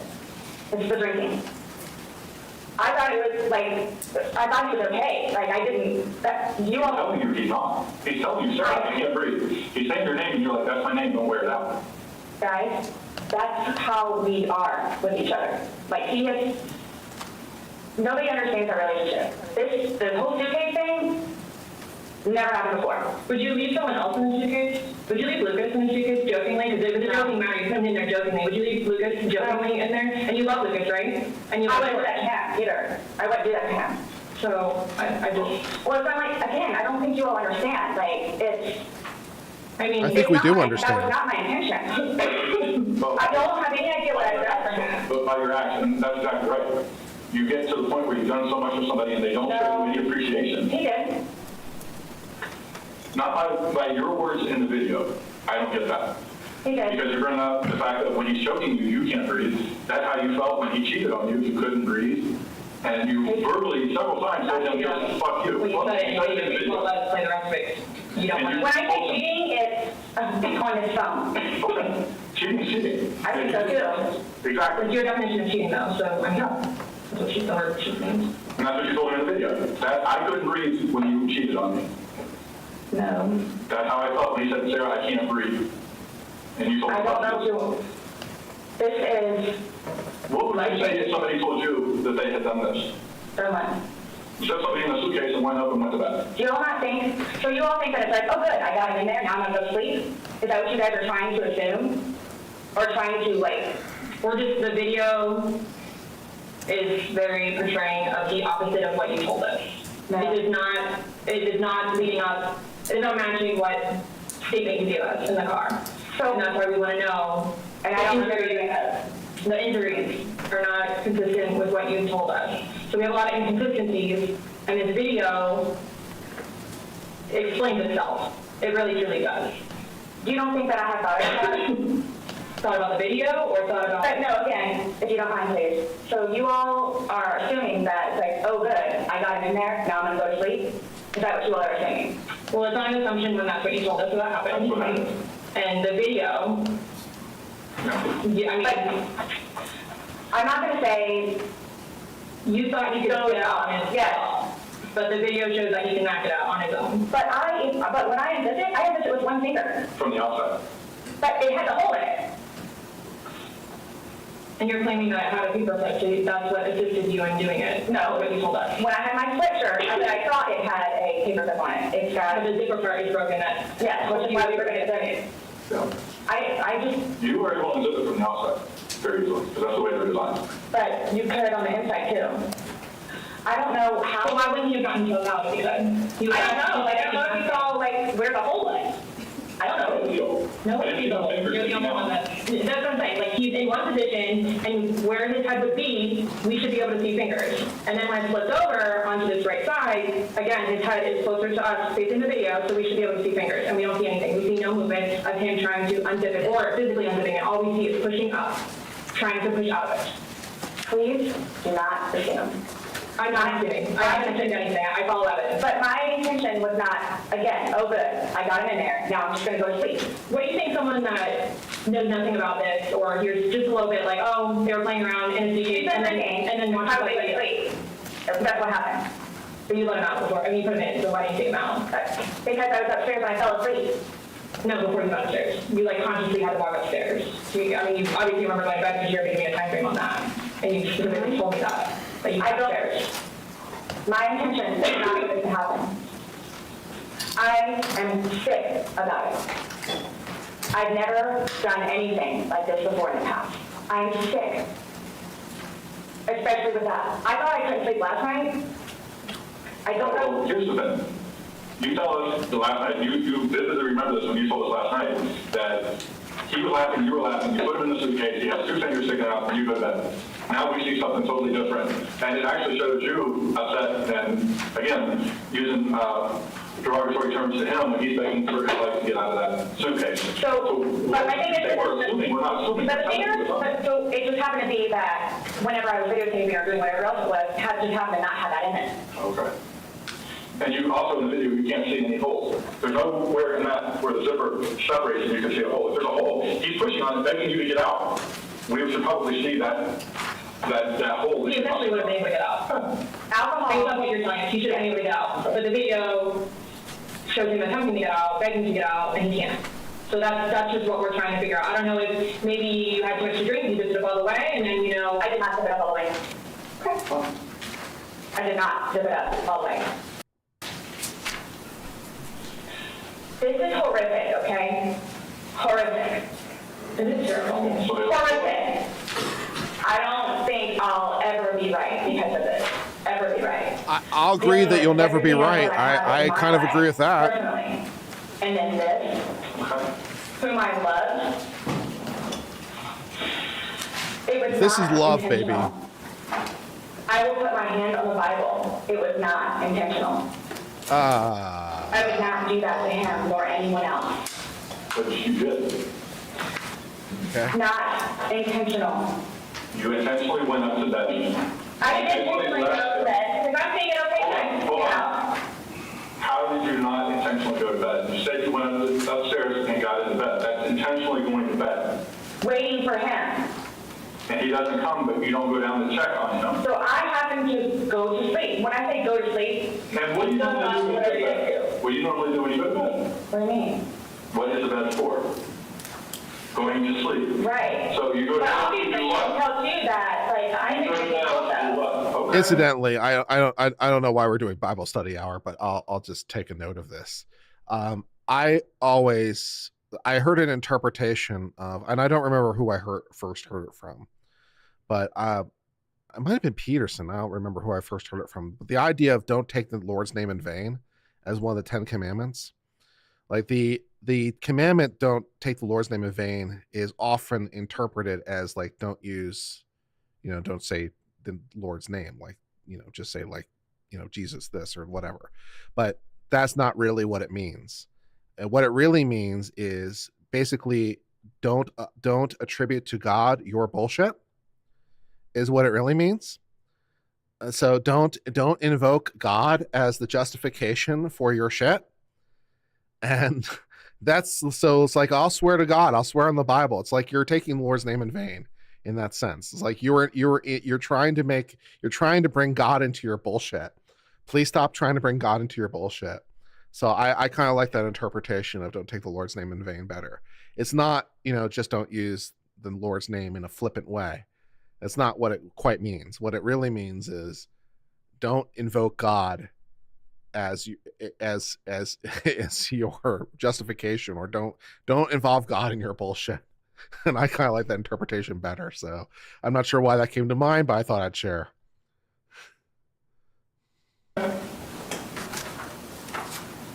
You kept telling us, hey, I wasn't intoxicated, I wasn't this, I wasn't that.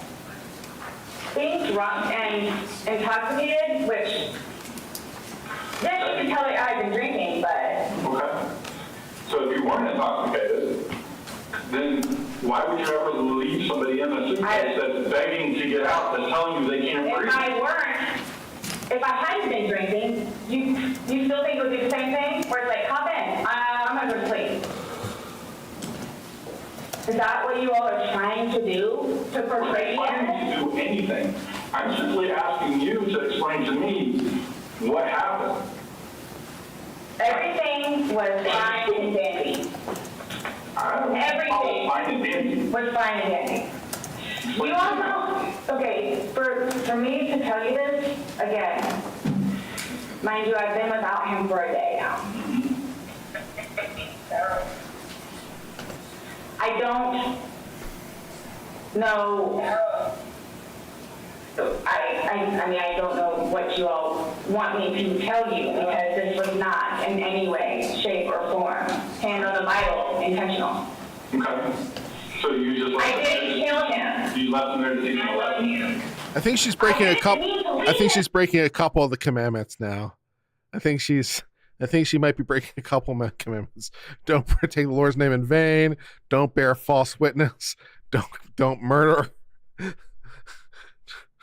Don't covet your neighbor's ass. Basically, don't covet.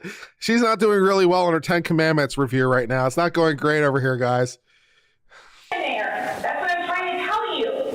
You got up and walked away. How was that not intentionally leaving him there? Because I'm looking at the hole, knowing that it's there.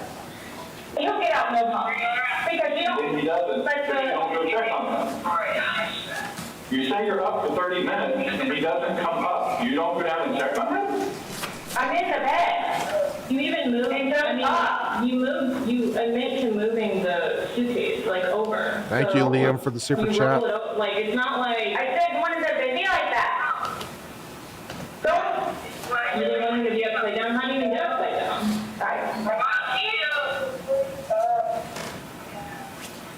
You guys are killing me right now. I just want you to ignore me. That's how he talks to me most of the time.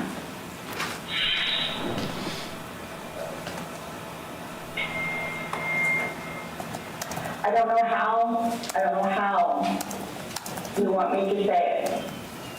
I'm just trying to figure out what you would expect to happen to somebody when you leave them in a suitcase. I didn't mean to leave him in there. Okay. What's your reasoning for not calling 911 sooner? Because I didn't know what to do and how horrific it was. I called Brian, and 5 minutes later I called you guys? Not even 5 minutes. Nonetheless, that I had to I was trying to do CPR. I had to get him out and try to do CPR, and then call you guys. And it was just continually doing CPR with the dispatch on the phone, where he had me count out loud to help me focus on what I was doing.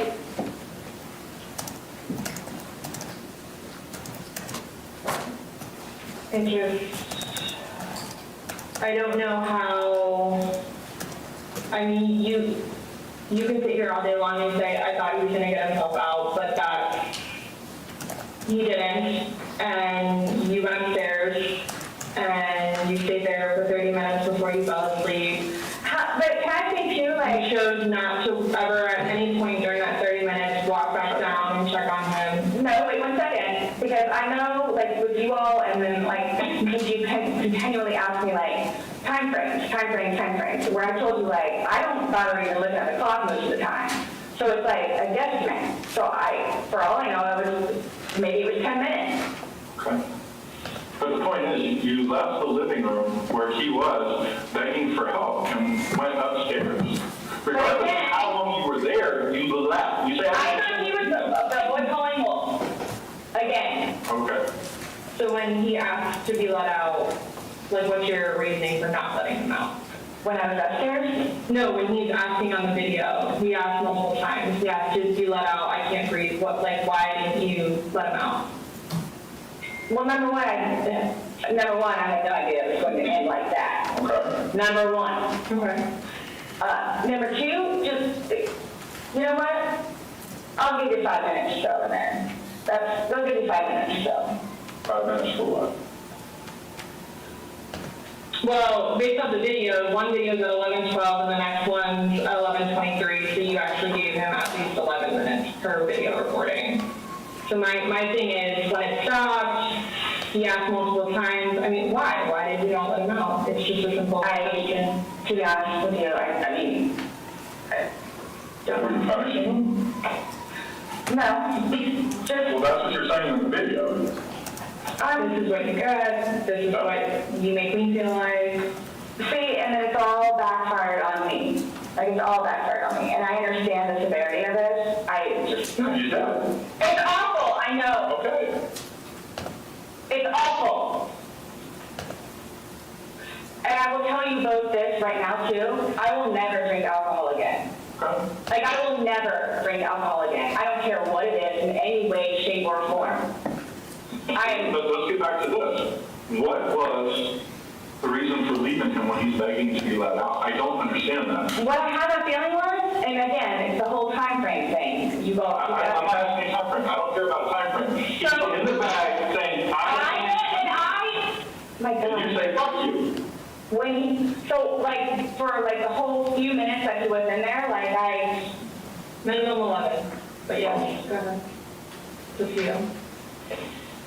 11. For one video. Well, in between those two videos. Between the 11 minutes. videos. Okay. Yeah. So what's the question again? When he's begging for his life, telling you he can't breathe, let me out, and you say, fuck you, why don't you just let him out? What are you trying to do to him?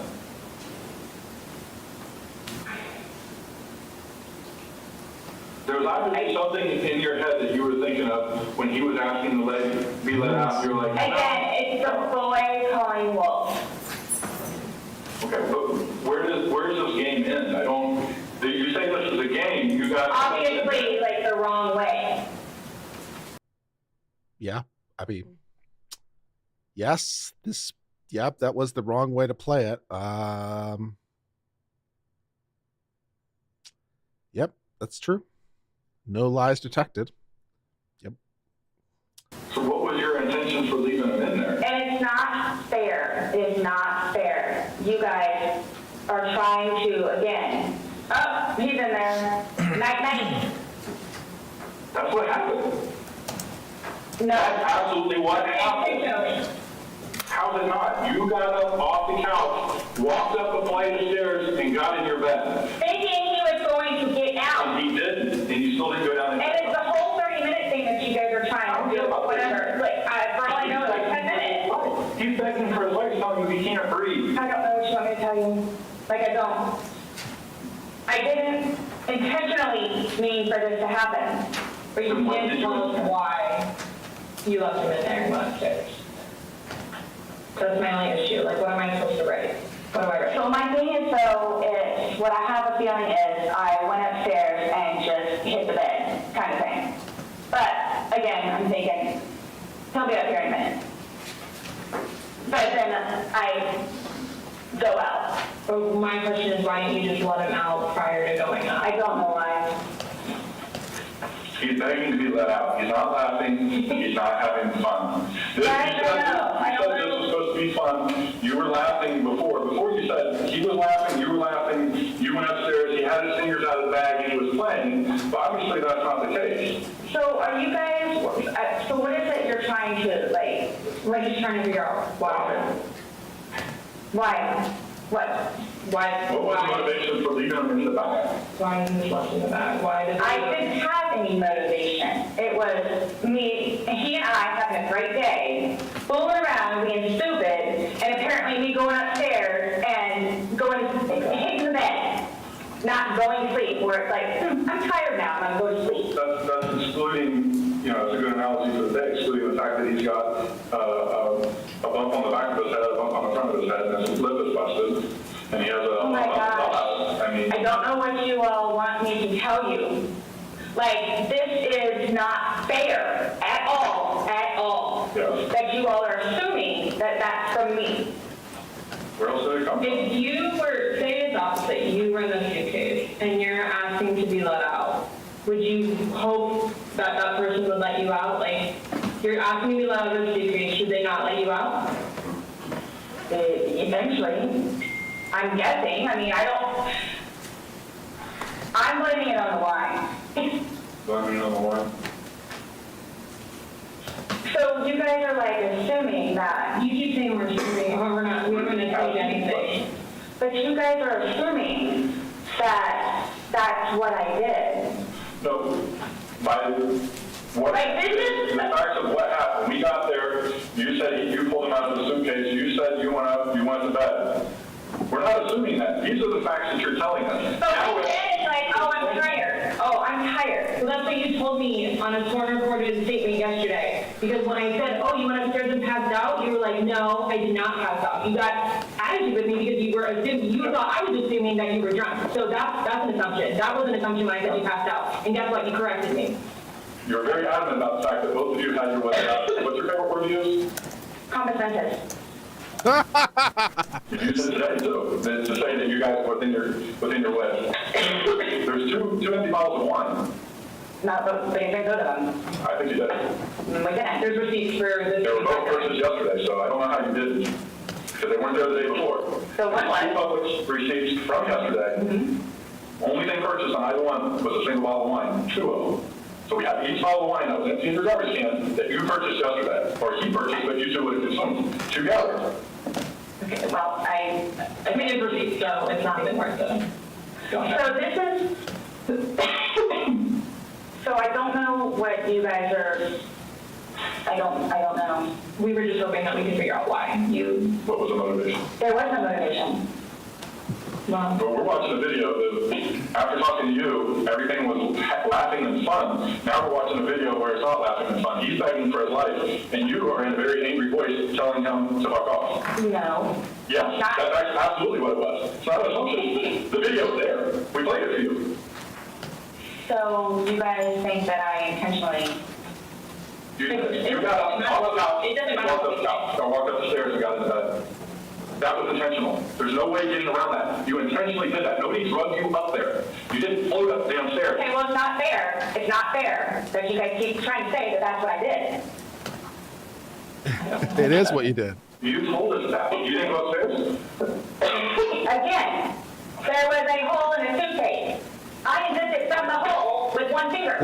This guy speaks for me. Where was this gesture? This speaks to me. Like, are you shitting me? Are you serious right now? I mean, what do you mean? What are you talking about? This gesture speaks to me. I'm like, what the fuck is going on? This breaks logic. The damn hole didn't do him no good, did it? But he could push it open. No, he didn't. The video has been pushing up. If he just pushed it open, why wouldn't he have gotten out himself? Why would he beg you to open it? Okay. You can't breathe. Okay. If somebody can do something for themselves, they're going to do it. They don't need assistance unless they need assistance. So why would he start doing it? Because he couldn't, because it was all the way zipped. Okay. It wasn't. I intentionally didn't do it. That I intentionally did not do. What? You intentionally did what? Zip it all the way. He nor I. Nor. That's why this is... You didn't lay hands on each other? No. I don't have anything. You're right. He doesn't. Whatever that is, whatever it is. Lisa, a jury of her peers is about to explain to her what's fair. One way or another, a jury of her peers is going to explain to her what's fair. He has injuries. Whatever will the jury think? I don't have any injuries. Correct. Because he and I have not been at it with one another. So every time that you guys could go either way. So you should have probably gone to jail all those times that you went to jail domestic. Oh, the one time I did. But he completely trashed the police report. Because that's nothing what happened. Because the reason why I got taken in was because my story was better than his. So I'm being portrayed as like this abuser. We're not saying that he doesn't abuse you. Absolutely. So I'm the one that's being portrayed as the because I have never dealt with anything like this before. I don't know what to do, how to do it, and I always know what to do and how to do it. This, I don't know. So I don't know, like, what's going on, or, like... We are simply trying to find out as well. Again, we got one side of the story. You're telling us, we're going with what you're saying, but then we find out that negates what you're telling us. And I don't even remember doing that. Okay. You're telling us that we're assuming stuff, but what we're simply doing is telling you what we saw in the video. And I repeating what you told us. understand, because I don't remember that. Okay? Doesn't mean it didn't happen just because you don't remember it. So is the texting thing something about me? Like, what's the one? Texting? Oh, no, I'm texting. So, You guys are scaring me, so, like, I don't know, like, what to expect. I'm gonna have questions of things that need to be taken care of, like, I don't. okay, you left him in the bag when he's begging you, saying, I can't breathe, let me out, and you said, fuck you. And you got up off the couch and went upstairs and left him in that bag. Not intentionally.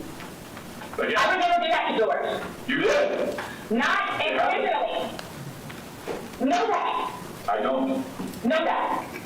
You got up and you went up to bed. Alcohol is a shitty thing.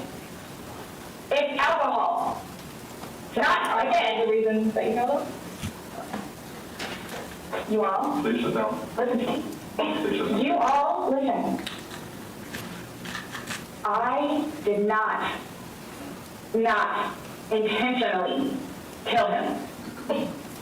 So your intention. I don't know what it is I need to do, or how to do it, or what to say, or how to say it. But what was your intention? Everyone knows everything that I've done for George, and love him, and continuously helped him throughout his life with me, and made him a happier, better person. And everybody has a limit. Everyone knows that. Everybody has a limit. So it's like, okay, so while we're in a good place right now, I'm gonna snap.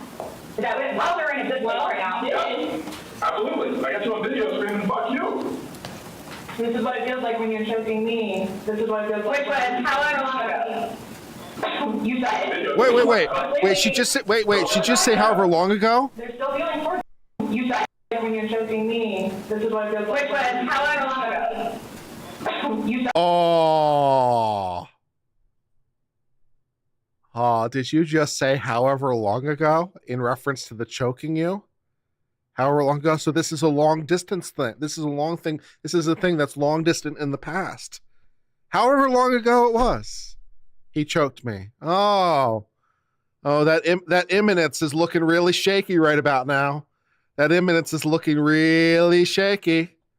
Really shaky. Videos from last night. completely. So when did that? Yeah. They're still feeling towards it. You wouldn't say it if you didn't feel it. Whoops. But I would never do that. But it happened, and you did. But that's after being playful. But no one's having a good day. No one's laughing except you. Everyone's having a good day. Well, I'm sorry? I would hate to see a bad day. Y'all are making me out to be a person that I'm not. Nor will I ever be. Or are you a different person when you're drunk? People have different personalities after they consume alcohol. It depends. It's like well, you're sober now, so sober you. Nice What about drunk you? Not, it's both of us. It's both of us. And it's not fair that you all are assuming that the marks that he has on him are from me. We asked you where they came from. I have no idea. Well, nobody else was there, so nobody else was there. I have no idea. I swear I did not lay a hand on him. You just zipped them in the bag. Nor he. You just zipped them in the bag. And then you flipped the bag around so fast. I didn't do that intentionally. You didn't intentionally flip the bag around? No, why would I do that? Well, you told me you did. When he was upside down. Right. Well, you had to put it upside down. You can't get in a suitcase upside down because oh my God. Nobody else was there. We have a video showing the suitcase in several different positions. So it shows one, like she just said, it had been on its back with the lid open for him to get in there, you to zip it up. Then it shows it on the other side within minutes. You had to flip it to there. Then there's another video where it's on its back again, so you had to. I'm reading it like this, please. I'm reading it like this. I did not intentionally do this. No malicious intent or effort was towards it. No malicious. I would say something that helps you sleep, but you're not sleeping, so. I mean, Last night, I maybe got an hour. Right. in your voice, you can hear the maliciousness. The fuck you is very, very. You don't talk to people like that. That's not like a common, like, hey, fuck you. That's not common. It's not something people do. And no one that sees that is going to think that. Okay. So we were trying to give you an opportunity, and it is what it is. There's no maliciousness toward that. I would probably be calling myself that. My intent was not for that to happen. But he went upstairs and went to bed. Or maybe he popped out, I don't know. Waiting for him. And the whole time frame thing, it's like, it's regardless, that's not really there. What is waiting for him? It's not like you walked up the stairs. You can't fly up the stairs. No one can take you up the stairs. You go up the stairs, you lay in the bed, and you wait for him. Who cares if it's 5 minutes? Who cares if it's 30 freaking seconds? He's begging for his life. He's begging to get out. You go upstairs. It doesn't matter. So get the time frame out of your mind. It's perfect. It's like, it doesn't matter. It doesn't matter. Because there's this. So it doesn't matter anything what it is I say. So it makes no difference whatsoever. It just, you're lying, and like you're not changing your story. About what? Now you're drunk. I never said I was drunk. Exactly what you did here today. That's okay. Everything was alcohol. You blamed it on alcohol. Alcohol doesn't lie to people. Yes, but I never said I was drunk. Yes. So you did that sober. You knowingly left them down there sober. I have already told those of you also that we were both drinking. Right. Okay. But you want to admit that you were drunk. I'm telling you all those. This has changed my life. I will take this. I don't know. Yeah. That's what you're saying. Absolutely. But you're trying to dance around the fact that but what do you know? I mean, you left them in there. You're trying to dance around the fact you left them in there. This is not, it's not cool. Like, this is not cool. He's dead. But you think that I did that intentionally. You think that I did that intentionally. You intentionally left them in there and left the room. You went upstairs to a different room. You intentionally did that? You did? Yes. Because I'm thinking he's going to get out. Okay, you didn't. Obviously not. But somebody's begging for their, saying, I can't breathe. Say that, but you have to no torso. Like, again, I thought it was a boy crying. When does Tommy Wiseau come in and say, "Oh hi, Mark"? What part of the movie is that again? That's be coming up pretty soon, right? Oh Lord. So it's just like, what? So if your son was in there and said, "I can't breathe," are you gonna open it, or is he 9, so he's not, really? It's not a big deal. I'm just asking a question. Oh, you said you would never put your son in a suitcase. You would only put George in there. No, George got in a suitcase. And you lifted it up. Not all the way. I did not hit him. Leave him there. That's what happened. But you keep going away from it. That's what happened. Are you all trying to have me admit that? Like, are you trying to have me admit that? Because I will never admit it, because it's not true. It's not true. I'm basically stating as a fact that that's what happened. Okay. You videotape him asking to be let out. You go upstairs. So what, guys? So what? Like, I don't know what you want me to say. So that's what we call depraved heart murder. With knowledge and lack of any compassion whatsoever, you allowed the person to die, would be what we call so what. Yeah.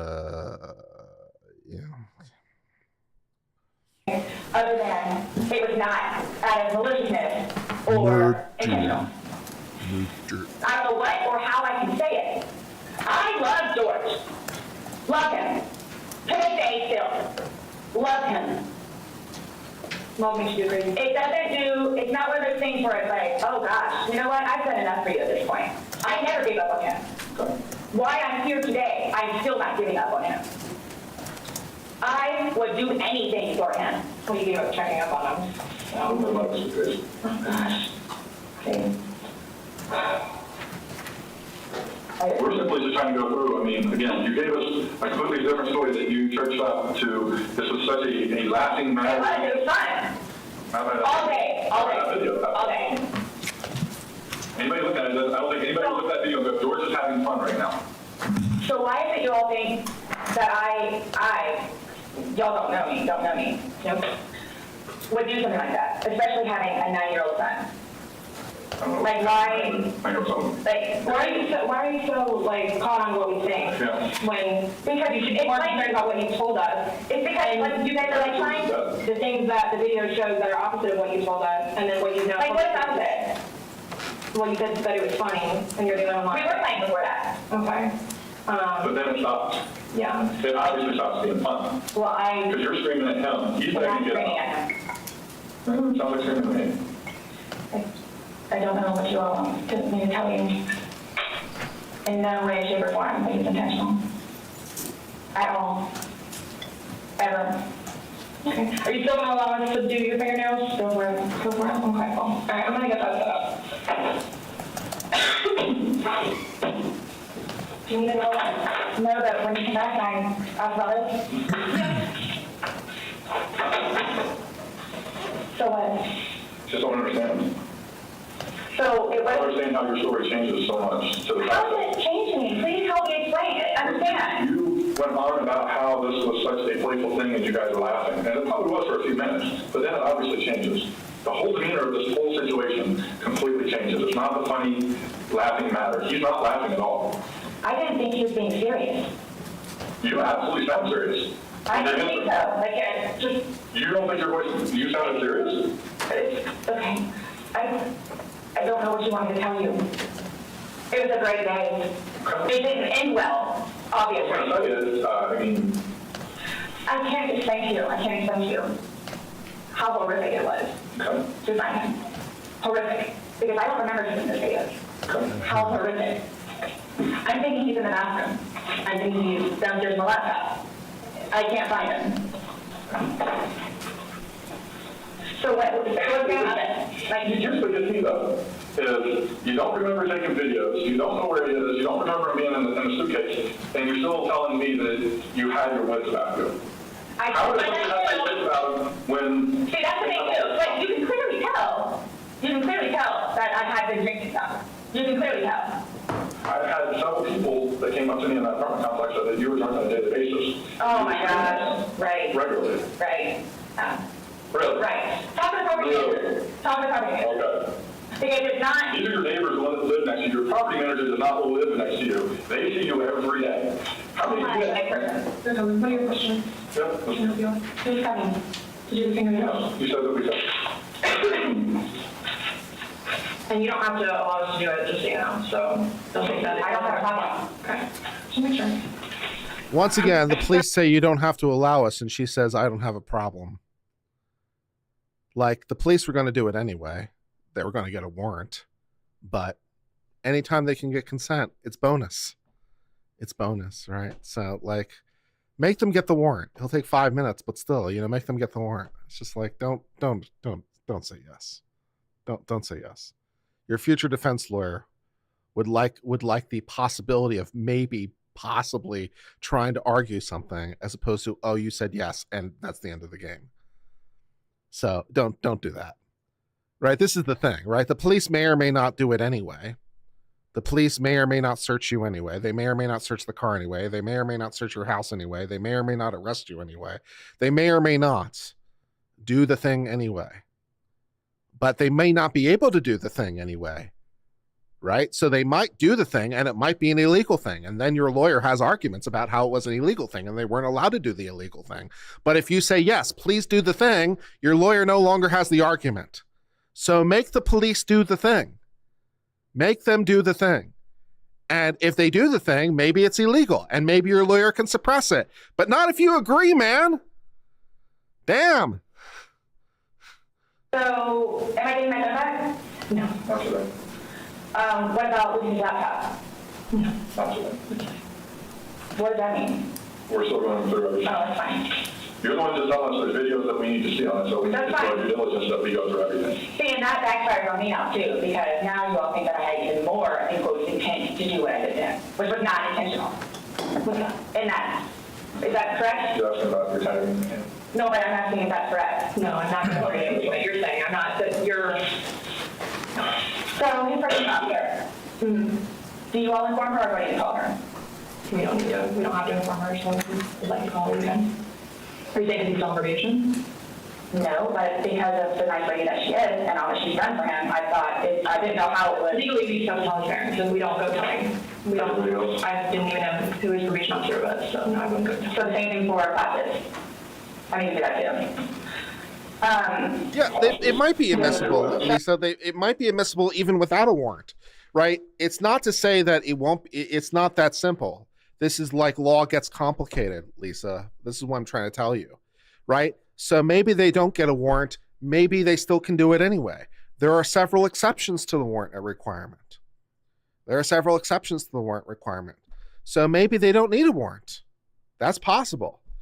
But again, like, your giving consent just blows every possible argument out of the window, because now I suddenly don't have to worry. If I'm the government, I don't have to worry about, geez, did I get a warrant? Did I not get a warrant? Oh, damn, I didn't get a warrant. Well, was it this exception? Was it this exception? Or was it this exception? You know, I no longer have to make the argument. Now it's just, oh, they consented. Oh, they consented. Oh, all my dreams came true. So this is what I'm trying to tell you. It's not that they won't do it anyway. It's not that it won't be legal anyway. It might be legal. It might not be legal. Give your lawyer something to fight with, right? So give your lawyer the chance to make the argument. And maybe it's illegal, and maybe it gets suppressed, and maybe the judge makes a mistake, and maybe you can appeal that issue because the judge made a mistake. Maybe you can appeal that issue. But if you consent, all the arguments go away. They all just go away because you said yes. It says yes because you waived your own rights. So it's not that simple. They might be able to do it anyway. They might not be able to do it anyway. Maybe the trial judge makes a mistake. Maybe they don't. You know, maybe you can appeal it, but you preserve options. Preserving options is what your lawyer wants. Your lawyer likes options. Options are your lawyer's friend. When you give consent, all the options go away, and then your lawyer gets sad. Class and his battered intervention. You know, we don't have to carry that. So, other than this, so initially, what was the cause of death? She is still pending because she wants to hold the body for an additional day to see if more of those bruises turn into something bigger. And she's doing some other tests that she's got to do. So she's pending it for now. So in that case, something pending in the suitcase. Or the only thing that I think we get it. That's what she's determining. So the ones on the head, I asked her could I have been in the suitcase, and she said she didn't think so. I didn't touch him, nor did he touch me. Okay. I'm leaving it at that. So I don't know if you all know how to do this, because so that's what I was going to ask you. So are you all updating his parents today, or when you get final, whatever? What does it matter, like, what we tell his parents meeting? Because we're gonna talk to it with them. Okay, I have to. But it's gonna sit down to me. What do you mean? Like, so it's being put on me. Who said that? But I have to let them tell them. We're going to give them an update, just like we gave you an update on their autopsy. Okay, so it's whatever bruises you got. Here's the thing. We had to deliver news to them last night, there's something said. There's not a whole lot of conversation that goes on after that. It's not a very easy. Was it yesterday or Sunday? Sunday. Today's Tuesday, right? Did we not meet you yesterday? We met you yesterday. Yeah. I'm just asking. Right. Did you not meet yesterday? Another question. Really? Yes, on Monday. Okay. Got it. Perfect. So I don't know if I asked you guys or how I find this out other than talking to his parents, which is not gonna happen. Yeah, probably a terrible idea. How do you guys suggest me finding out about, you know? That's not even something that's been probably talked about between the family. That's not something we asked. We have no way of. I didn't know that's what happened. So It'll be up to them to make the arrangements of what they want to do. Like she just told you this quick, just being told last night, I'll pretty much be willing to wager that they have not even considered what they're going to do. I thought he can't even be released. So I've been there with parents, grandparents, and uncles. So I don't know if I have the right to or not, but like I was going to call his former employees, whom he really cared for, and let them know. You can call whoever you want. I just don't want to do something that I'm not supposed to. How do I go about getting his wedding ring, engagement ring? If that's a medical examiner's office, it'll come to us eventually, and then It'll be released to the next weekend. yeah, okay. I bought it for him. Okay. That is a civil issue. It was on his finger, it goes to them, they're the ones that can release it. We don't have any say in that. So I won't get that back. So for all of this, like, how do I find out what's what, how many, like, what's been found? What do you mean? Pillow with stain, swab stain from pillow. Suitcase. That will all be sent off to McDaily Board of Department of Law Enforcement. They do their testing. So, and then like whatever white can with blood and necktie with blood was from the suitcase. Okay.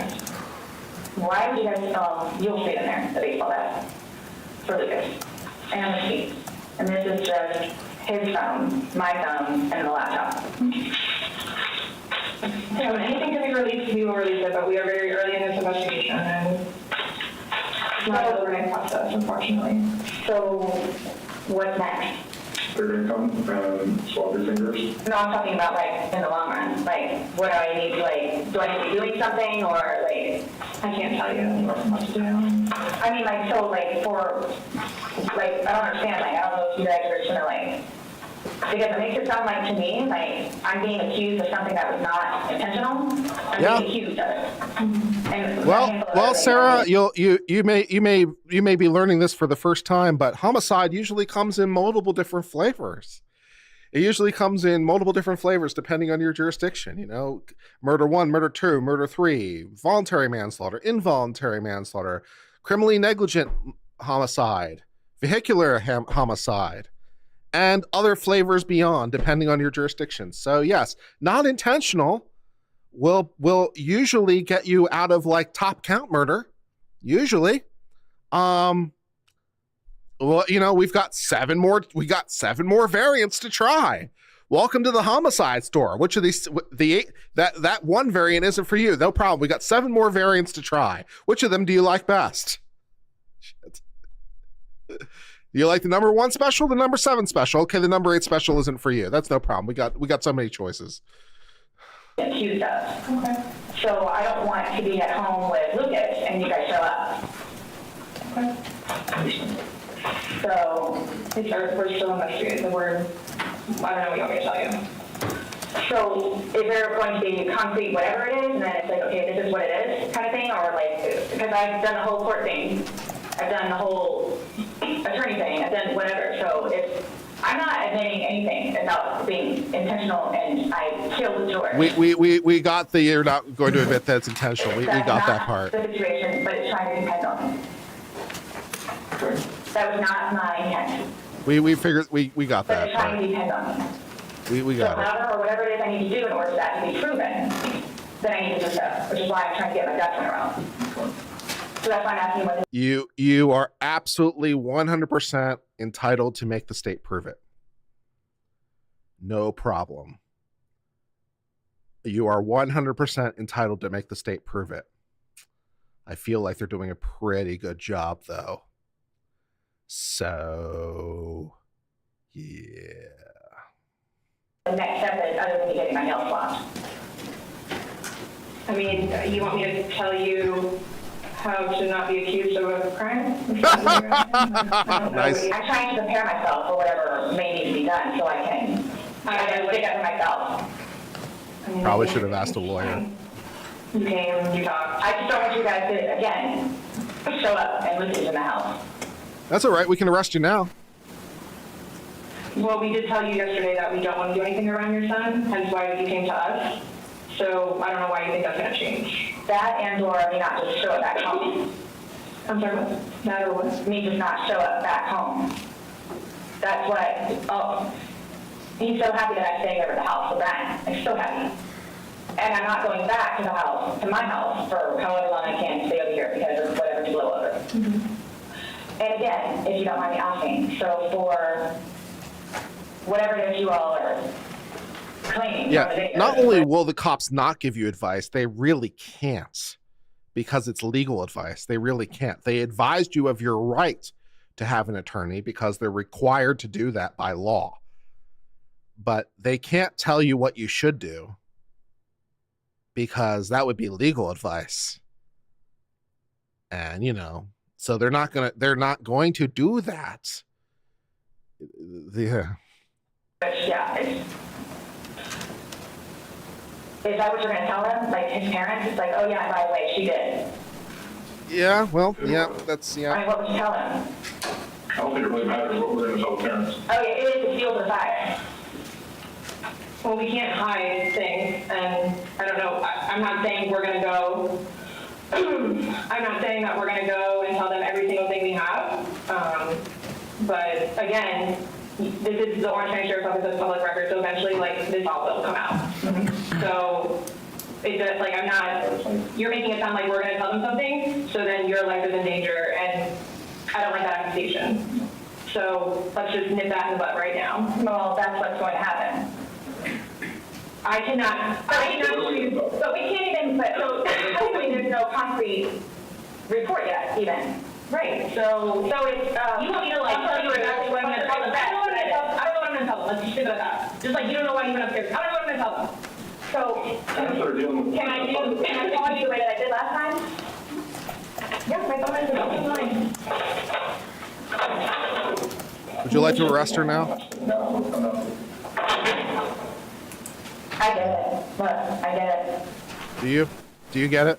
I don't think you do, Sarah. That was really bad. So that's what scares me. Like, I don't what think do you- we plan on? I don't think you get it. You need to plan on let me help you out. You need to plan on spending the better part of the rest of your life in prison. Maybe if you're lucky, you'll get out when you're old. I wouldn't necessarily bank on it, but you know, yeah. On my son's life. It was not intentional. Yeah, we picked up on that part. On Lucas's life, it was not intentional. I don't know you, I can't say I know anything about you, I don't know what would be a true statement, what would not. I mean, if you're promising on your son's life, that's fine. That's how much it means. Sorry. That's how much it means. Okay. I hope you take that to heart, please. And it's documented that you said that, yeah, I get it. Do you have any idea when I can get my phone back? She is too much. Yeah, you can get your phone back. I mean, there's no consequence because got a lot of cases on it. Like, I mean, Well, and that's not typing. My laptop is Lucas's laptop. But you'll see all the games he has on there. as soon as we can get that back to Lucas. We've got your DNA now, Sarah. You left it on the cup. Good job. Because we don't have control over their case other than how they arrange what they do. So I don't know. And at this point, I think, honestly, with everything else that's going on, it should probably be at the bottom of your list of words. I'm trying to make Lucas happy so he has his laptop back. Did Brian not have a laptop for him? He has his laptop that he has to do for work, but he doesn't want him using it or breaking or dropping.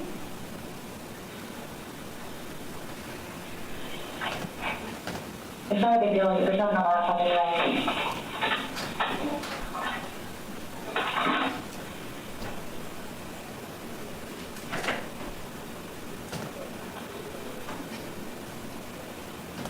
So you will keep me posted, like I did.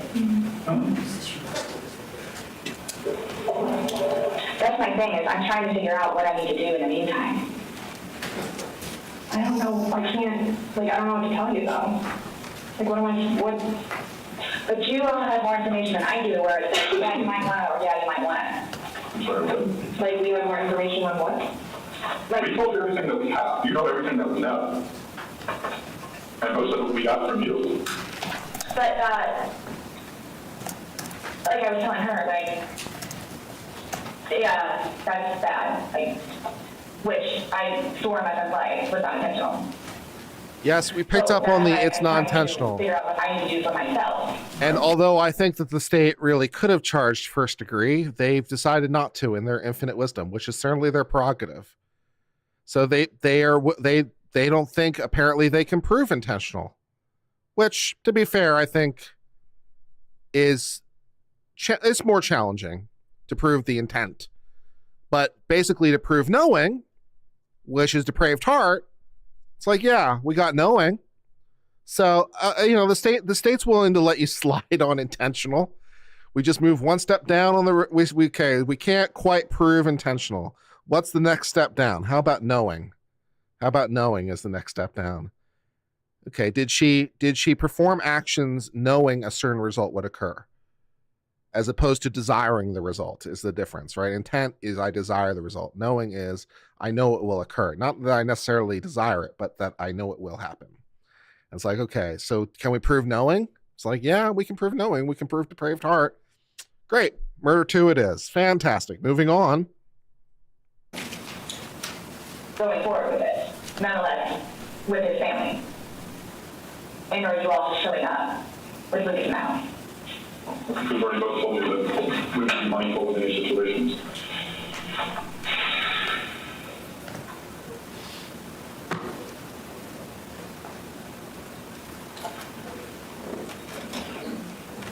Arrest her. Arrest her. Arrest her. Arrest her. Or are you coming out here? I'll talk with you next time. I have no idea what I'm going next. Isn't the report come out tomorrow? A report?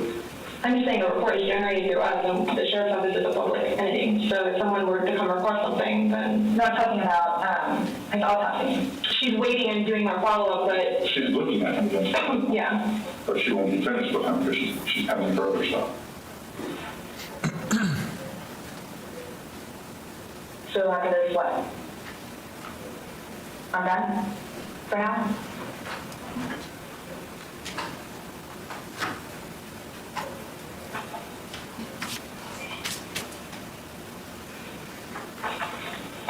How long does this stuff take to get back? You won't get back the swabs and stuff. We'll say. They don't know about it?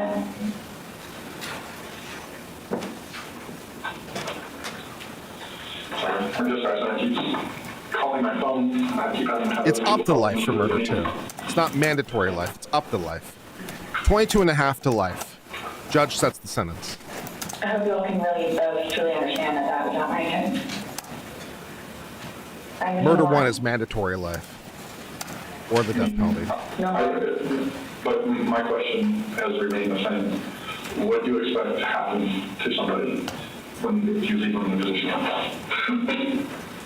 Yes, but you have to understand too. Just what would you expect to happen to 22 and a half to life. when you leave them in the position? I have no idea because I've never done it before. Why have you never done it before? Why would I? Exactly. Why did I do it before? Why did you do it now? I clearly have said why. Why? No, you don't know why. You just know that it's not intentional, but you don't know why. But that's okay. Really? I'm not trying to force you to say something. No, that you she don't won't know. get the minimum. She won't get the minimum. I'm pretty sure. Sadie and Penny.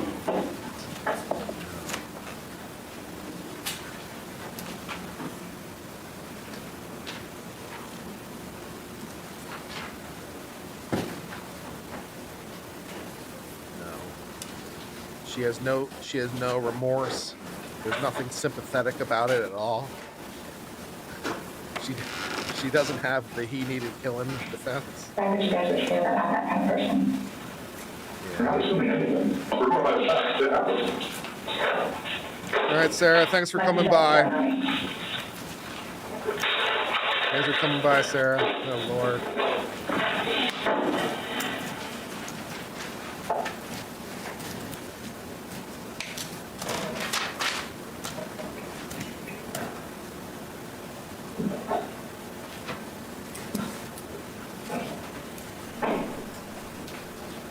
Yeah, I mean, women do tend to get lighter sentences, that's fair. But she is evil. She's the devil.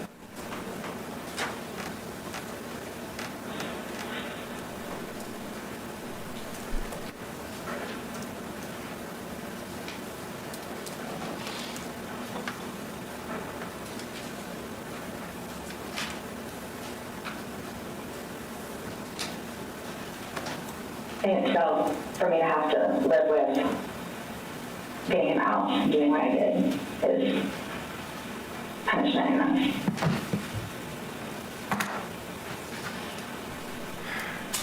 I think that's why I haven't slept. Because that's all we see. So that right there says something.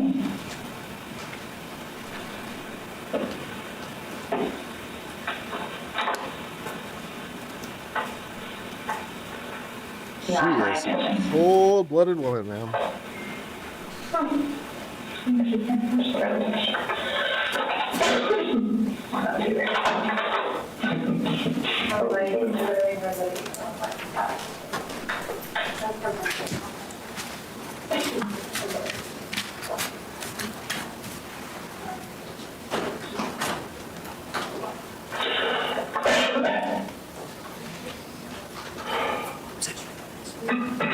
Nonetheless, I have to live without him now. Nonetheless, punishment in itself.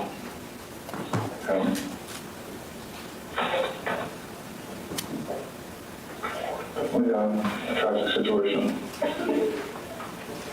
I first felt wrong. It's unfortunate that stupid things like this happen. Absolutely.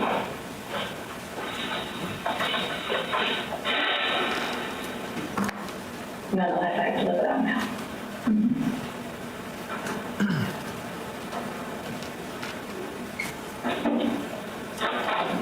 His daughters too. Are you trying to make it worse? Sorry, but Are you trying to make it worse? make what worse? How I feel? Yeah, just making a comment. He was fine. That was there yesterday. And then she took your photo.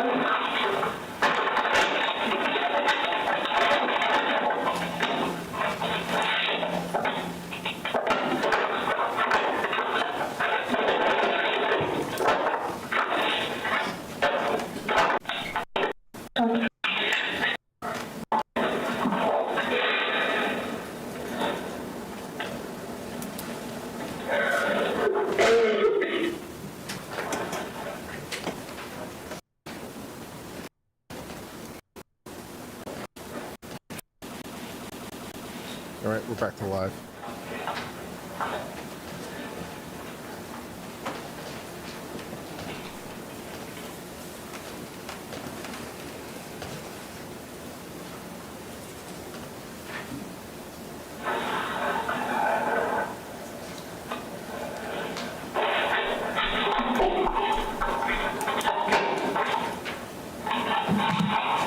It's 5:45, yeah.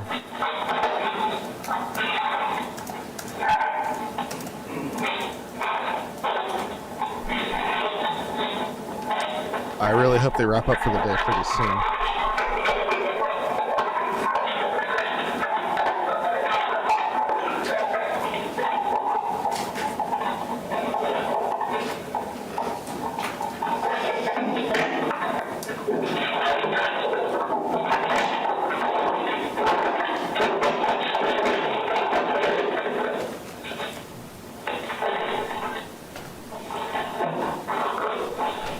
Has anyone tried sprinkling her with holy water just to see what would happen? Can someone try that, please?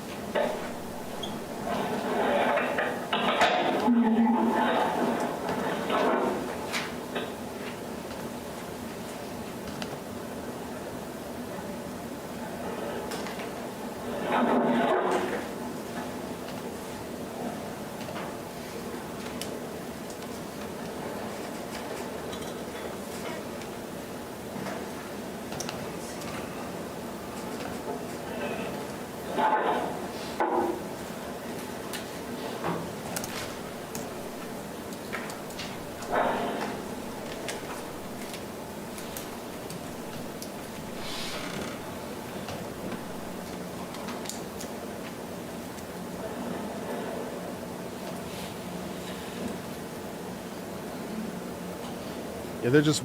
I think all they're waiting for is for the forensic correction collection to be done, and then they're going to arrest her.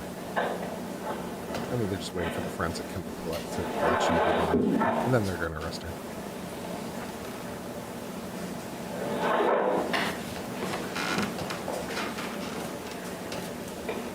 Arrest her! Arrest her! Arrest her! Do it! Do it!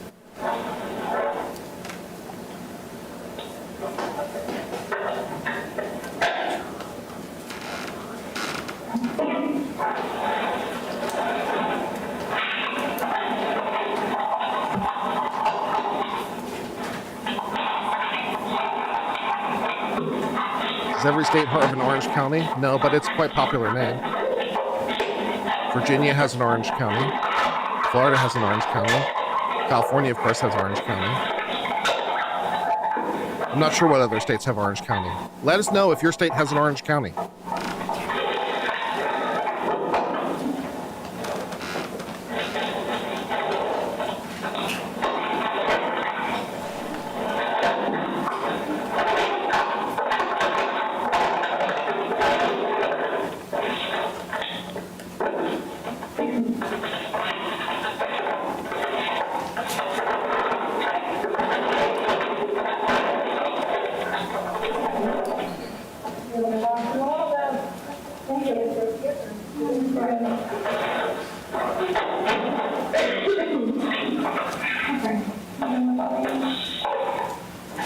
Alabama has an Orange County.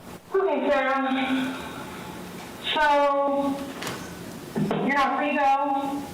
Fine. Do you promise everything you told us is the truth? Or no? Everything we talked about today? Yes. What do you mean? He asked to swear. Remember I swore you yesterday on the audio recording? I just forgot, so you raised his hand to remind me to tell you. Okay. Do you promise and swear that everything we talked about today has been true and accurate to the best of your knowledge? Or which true and accurate to the best of your knowledge?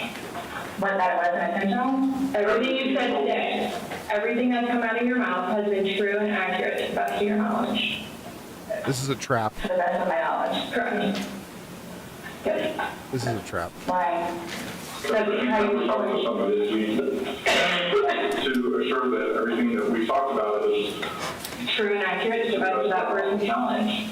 not a trick question. To the best of my knowledge. To the best of your knowledge. Everything that you told us today is true and accurate to the best of your knowledge. Yes, but it was not intentional. Okay. Give me a favor, stand up. And just turn around, face the wall. Put your hands behind your back. Do you have anything in your pockets that I should know about? No. Correct. Why is this happening? Because George is dead.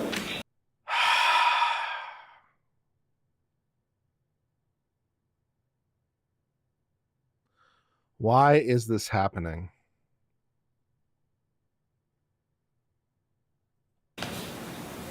Not intentionally. We understand He's still dead. Well, please call Brian, please. Okay. Or can I not make a phone call? You'll be able to make a phone call when you get down to the jail. So why is this happening? So this was a trick? No, it's not. How's it a trick? I'm here to ask you to explain to me. Excuse me, I'm thick, but I'm British. What does Orange County mean? Well, you guys have counties. They're just called different things. They have different names. You guys have counties in the UK. So we have counties in the United States. One of the counties is named Orange in Florida. There's nothing more to it than that. You were right, you're right. Your response to everything was basically, I didn't do it. Intentionally. It doesn't matter. It's still there. Me too. Have a seat.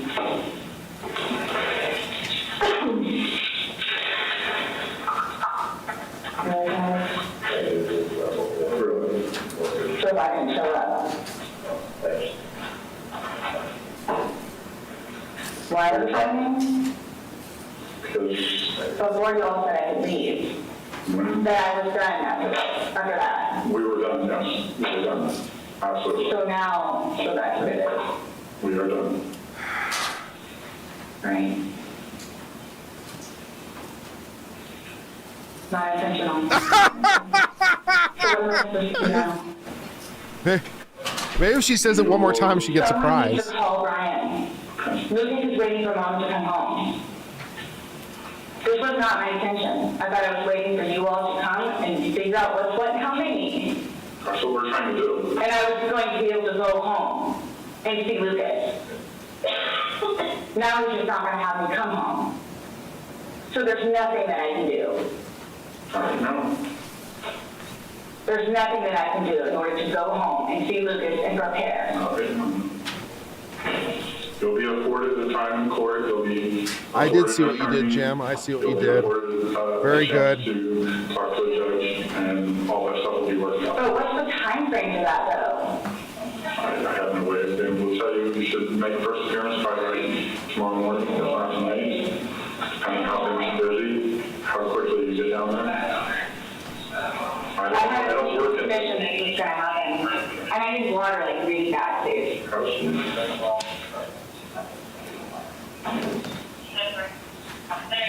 We all should be down there. Absolutely good on.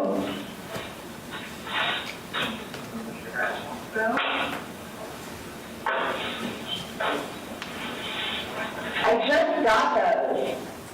Okay. Yeah, you're not allowed in the jail. So I can't even figure out. I just got those. And what am I going to do with my car? So you find where it is.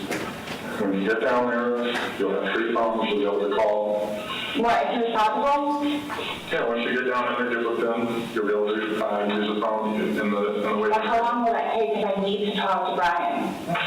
Yeah, no, it depends how busy, how quickly they get you through. I would say within the hour. It's a free phone call in the lobby. It's a free phone call. All I'm doing is bringing there and letting she bring it up there. She has no clue. So can I ask you, or whoever it is, Do I have to keep watching this? those holding cells, the holding cells, am I going to be talking about those? I don't know. Last time I had a panic attack. Let them know that. Yeah. I don't know. Well, you're familiar with the big bay. As long as you go in and you act civil to them, they'll set you in the big bay. You'll be left there for a little while. Request that when I'm in? No, that's not us. We don't work at the jail. As long as what you're saying is you don't have You to go in and act like this, you'll go in and they'll put you in the big bay. If you go in there screaming and kicking and yelling and How do I cursing, do that? I don't know.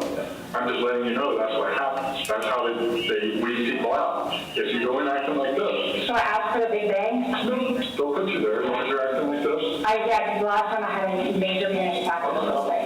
Thank you. I have not. So what am I going to do with my purse? Okay. The first is gonna come, but the cigarettes are stuck in, so. I put a lot of out too. My bad. Oh, that's all good, mine are now upstairs, so. Bottle of red, bottle of white, whatever kind of mood you're in tonight. Georgia says. You guys, I knew this was going to happen. You did? Okay. So I came back to the village. Yes, absolutely. We were trying to figure out what's going on. We're still trying to figure out. Unintentionally. Don't forget, I had my, I don't know if it's able to see or not. I apologize. I have things in my car that I need to. What kind of stuff do you have in your car that you're worried about? Well, I have my medication. Okay, they have a pharmacy there, so if there's something that you have to have right away, you'll be seeing them It's there. candy and pack stuff. So again, when you get checked in, we're going to be seeing them there. And that they have a pharmacy there, so they'll be able to take care of any kind of that stuff. That protocol is out of my realm. I don't work down there, so I don't know, but I do know they do have a pharmacy. And that you will be afforded to see somebody. Got it? I put it in. All right.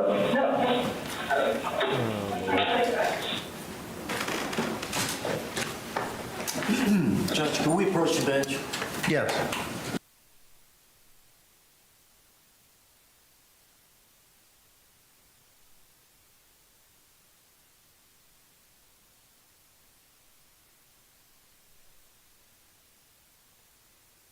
Yeah, I'm sure her testimony should be interesting on any number of levels.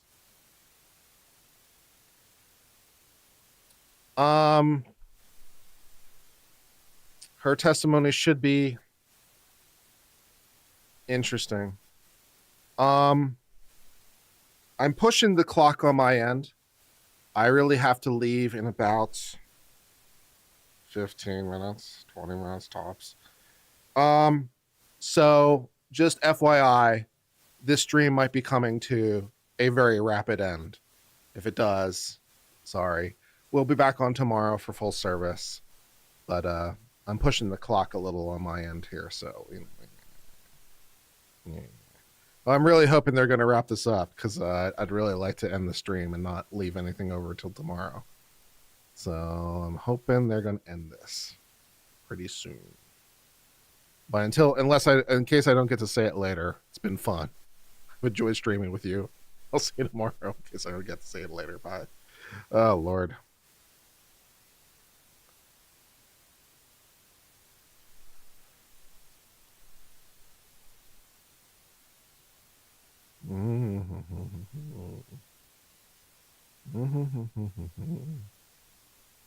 All right, members of our jury, I have an instruction that I need to read to you at this time. You have heard and watched a recorded interview that contained opinions and statements by Detective Lowen and Detective Copsel to Sarah Boone. These opinions and statements are pertinent only to explain the reactions and responses they elicit. You are not to consider these opinions and statements by the police officers as true, but only to establish the context of Sarah Boone's reactions and responses. You may continue. Ma'am, did all of these events you have testified to in regards to your investigation, did they all occur in Orlando, Orange County, Florida? Yes, they did. And ma'am, do you see the person today here in court who admitted to zipping up George Torres in a suitcase? Yes, I do. Do you see the person today here in court whose voice you heard on the suitcase video taunting George Torres? Yes. Do you see the person here today in court who admitted to you flipping George Torres while he was in the suitcase? Yes, I do. And do you see the person today here in court? I don't like this question. I Going don't like to the way this bed question is phrased. while George Torres continued to suffer in the suitcase? Yes, I do. Could you please identify that person by an article of clothing they're wearing? Yes, she's at the defense table in black and I guess a pinkish top. Your Honor, may the record reflect that the witnesses identified the defendant? Record will so reflect. And no further questions at this time. Members of the jury, it is 5:59. I tried to get you out of here before 6. We will continue with the balance of the state's presentation tomorrow at 9 a.m. I'm going to give you another instruction similar to what I've read you previously. All right, kids, I have to go. So we're going to do this sturdy style, but we did make it to the end of the day. Huzzah, we made it. So I will see you bright and early, 9 a.m. for the remainder of this witness, which I imagine won't be very long. And it sounds suspiciously like the state is going to rest tomorrow. So they might wind up resting very early in the morning. And we might get all day Sarah Boone tomorrow. How exciting for us all. So you might want to make sure that you have plenty of popcorn on hand, because I think we're going to get Sarah Boone tomorrow the way that things are going. I've been on Civil Law. Until later, my friends, I hope you have the most glorious of days. I hope all is well. Till later, my friends, peace and goodbye.